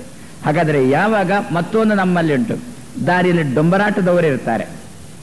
ಅಲ್ಲಲ್ಲೇ ಒಂದು ಡೇರೆ ಹಾಕಿಕೊಂಡು ಡೊಂಬರಾಟ ಅಂತ ಮಾಡ್ತಾರೆ. ಆ ಡೊಂಬರಾಟದವರೇ ಒಟ್ಟಿಗೆ ಸೇರಿ ಒಂದು ಸರ್ಕಸ್ ಅಂತ ಮಾಡಿದ್ರು. ಮತ್ತೆ ಆ ಡೊಂಬರಾಟ ಮಾಡುವವರು ಏನು ಮಾಡ್ತಾರೆ, ಏನೋ ಒಂದು ಹಗ್ಗ ಕಟ್ತಾರೆ. ಹಗ್ಗದಲ್ಲಿ ಏನೋ ನಡೆಯುವುದು ಅಥವಾ ಏನೊಂದು ಪಕ್ಕದಲ್ಲಿ ಒಬ್ಬ ಬಡಿತಾ ಇರ್ತಾನೆ, ಅಲ್ಲಿ ಏನೋ ನಡೀತಾ ಇರ್ತದೆ. ನಾವೆಲ್ಲ ಸುತ್ತಮುತ್ತ ಸೇರಿಕೊಂಡು ನೋಡ್ತಾ ಇರ್ತೇವೆ. ಅವ ನಮ್ಮ ಹತ್ರ ಕೇಳ್ತಾನೆ, ಆಯ್ತಾ ಆಯ್ತಾ ಆಯ್ತಾ ಆಯ್ತಾ ಅಂತ. ನಮ್ಮ ಹತ್ರ ನಾವು ಆಯ್ತು ಅಂತಂದಾಗ ಬಿಟ್ಟು ಅವನಿಗೆ ಕಾಣಿಸುವುದಿಲ್ಲ ಅಂತ ಹೇಳಿ, ಆ ಬಡಿಯುವವನಿಗೆ ಕಾಣಿಸುವುದಿಲ್ಲ ಅಂತ. ಅಲ್ಲಿ ಏನು ನಡೀತದೆ ಅಂತ ಯಾರು ಬಡಿತಾ ಇರ್ತಾನೋ ಯಜಮಾನ, ಅವನಿಗೆ ಕಾಣಿಸುವುದಿಲ್ಲ. ಹುಡುಗ ಏನೋ ಮಾಡ್ತಾ ಇರ್ತಾನೆ, ಯಜಮಾನಿಗೆ ಕಾಣಿಸುವುದಿಲ್ಲ. ನಮ್ಮ ಹತ್ರ ಕೇಳ್ತಾನೆ, ಸುತ್ತಮುತ್ತ ನೋಡೋರ್ ಹತ್ರ ಕೇಳ್ತಾನೆ, ಆಯ್ತಾ ಆಯ್ತಾ ಆಯ್ತಾ. ಏನರ್ಥ ಇದು? ಏನೋ ಅಲ್ಲಿ ಒಂದು ಮೋಸ ನಡೀತಾ ಉಂಟು ಅಂತ ಅರ್ಥ. ಈ ವೇದಿಕೆ ಮೇಲೆ ನಿಂತುಕೊಂಡು ಏನೋ ಮಾಡ್ತಾರಲ್ಲ, ನಮ್ಮ ಹತ್ರನೇ ಕೇಳ್ತಾರೆ ಆಯ್ತಾ ಅಂತ. ಅವರಿಗೆ ಕಾಣಿಸಬಾರ್ದಾ? ನಾವು ಒಮ್ಮೆಲೆ ಕೈ ಚಪ್ಪಾಳೆ ತಟ್ಟಿದೆವು, ಆಯ್ತು ಅಂತ ಖಾತ್ರಿಗೆ ಬಂದ, ಅಲ್ಲೇ ಬಿಟ್ಟು ಬಿಟ್ಟ. ಹೊರತು ಅವ ತಾನು ತೀರ್ಮಾನ ಮಾಡತಕ್ಕಂಥ ಪ್ರಸಂಗ ಇಲ್ಲ. ಹಾಗಾದ್ರೆ ಏನರ್ಥ? ಏನೋ ಸಮಾಜವನ್ನು ಮೋಸ ಮಾಡ್ತಾ ಇದ್ದಾನೆ ಅಂತ ಅರ್ಥ. ಇಲ್ಲದೆ ಇದ್ದದ್ದನ್ನು ತೋರಿಸುವುದು ಅಂತಂದ್ರೆ ಸಮಾಜಕ್ಕೆ ಮೋಸ ಮಾಡುವುದು ಅಂತ ಅರ್ಥ. ಯಾರು ಮೋಸ ಮಾಡ್ತಾರೆ? ಯಾರಿಗೆ ನೈಜ ಘಟನೆಯನ್ನು ತೋರಿಸಲಿಕ್ಕೆ ಸಾಧ್ಯ ಇಲ್ಲವೋ ಅವರು ಸಮಾಜಕ್ಕೆ ಮೋಸ ಮಾಡ್ತಾರೆ. ಭಗವಂತ ಸ್ವರಾಟ್ ಅಂತಂದ್ರು ಹಿಂದೆ, ಆರಂಭದಲ್ಲೇ ಅಂತಿದ್ದಾರೆ. ಭಗವಂತ ಸ್ವರಾಟ್, ಬಹಳ ತಾನು ರಾಜ, ಸ್ವಯಂ ರಾಜ. ಇಂತಹ ಭಗವಂತ ಜಗತ್ತಿಗೆ ಮೋಸ ಮಾಡತಕ್ಕಂಥ ಪ್ರಸಂಗ ಇಲ್ಲ. ಇಲ್ಲದೇ ಇದ್ದಂಥ ಜಗತ್ತನ್ನು ತೋರಿಸುವ ಪ್ರಸಂಗ ಇಲ್ಲ. ಇಲ್ಲದಿದ್ದಂಥ ವಸ್ತುವನ್ನು ಉಂಟು ಅಂತ ನಮಗೆ ಭ್ರಮೆ ಬರುವಂತೆ ತೋರಿಸುವ ಪ್ರಸಂಗ ಇಲ್ಲ. ಅದಕ್ಕೋಸ್ಕರ ಸ್ವೇನ ಧಾಮ್ನ ಸದಾ ನಿರಸ್ತ ಕುಹಕಂ. ಯಾವುದೇ ರೀತಿಯಾದ ಕಪಟ ಭಗವಂತನಲ್ಲಿ ಇಲ್ಲ. ಇದ್ದ ಜಗತ್ತನ್ನೇ ತೋರಿಸ್ತಾನೆ ವಿನಃ ಇಲ್ಲದ ಜಗತ್ತನ್ನು, ಹಗ್ಗವನ್ನು ಕಂಡ ಸರ್ಪನ ನಮಗೆ ತೋರಿಸುವುದಲ್ಲ ಅಂತ ವೇದವ್ಯಾಸ ದೇವರು ತಾನು ಈ ದಿವಸ ಹೇಳ್ತಾ ಇದ್ದಾರೆ. ಇದರ ಬಗ್ಗೆ ಹಿರಿಯರು ತುಂಬಾ ತುಂಬಾ ತುಂಬಾ ತುಂಬಾ ವಿಶ್ಲೇಷಣೆ ಮಾಡಿದರು. ಮಧ್ವರಿಗಿಂತ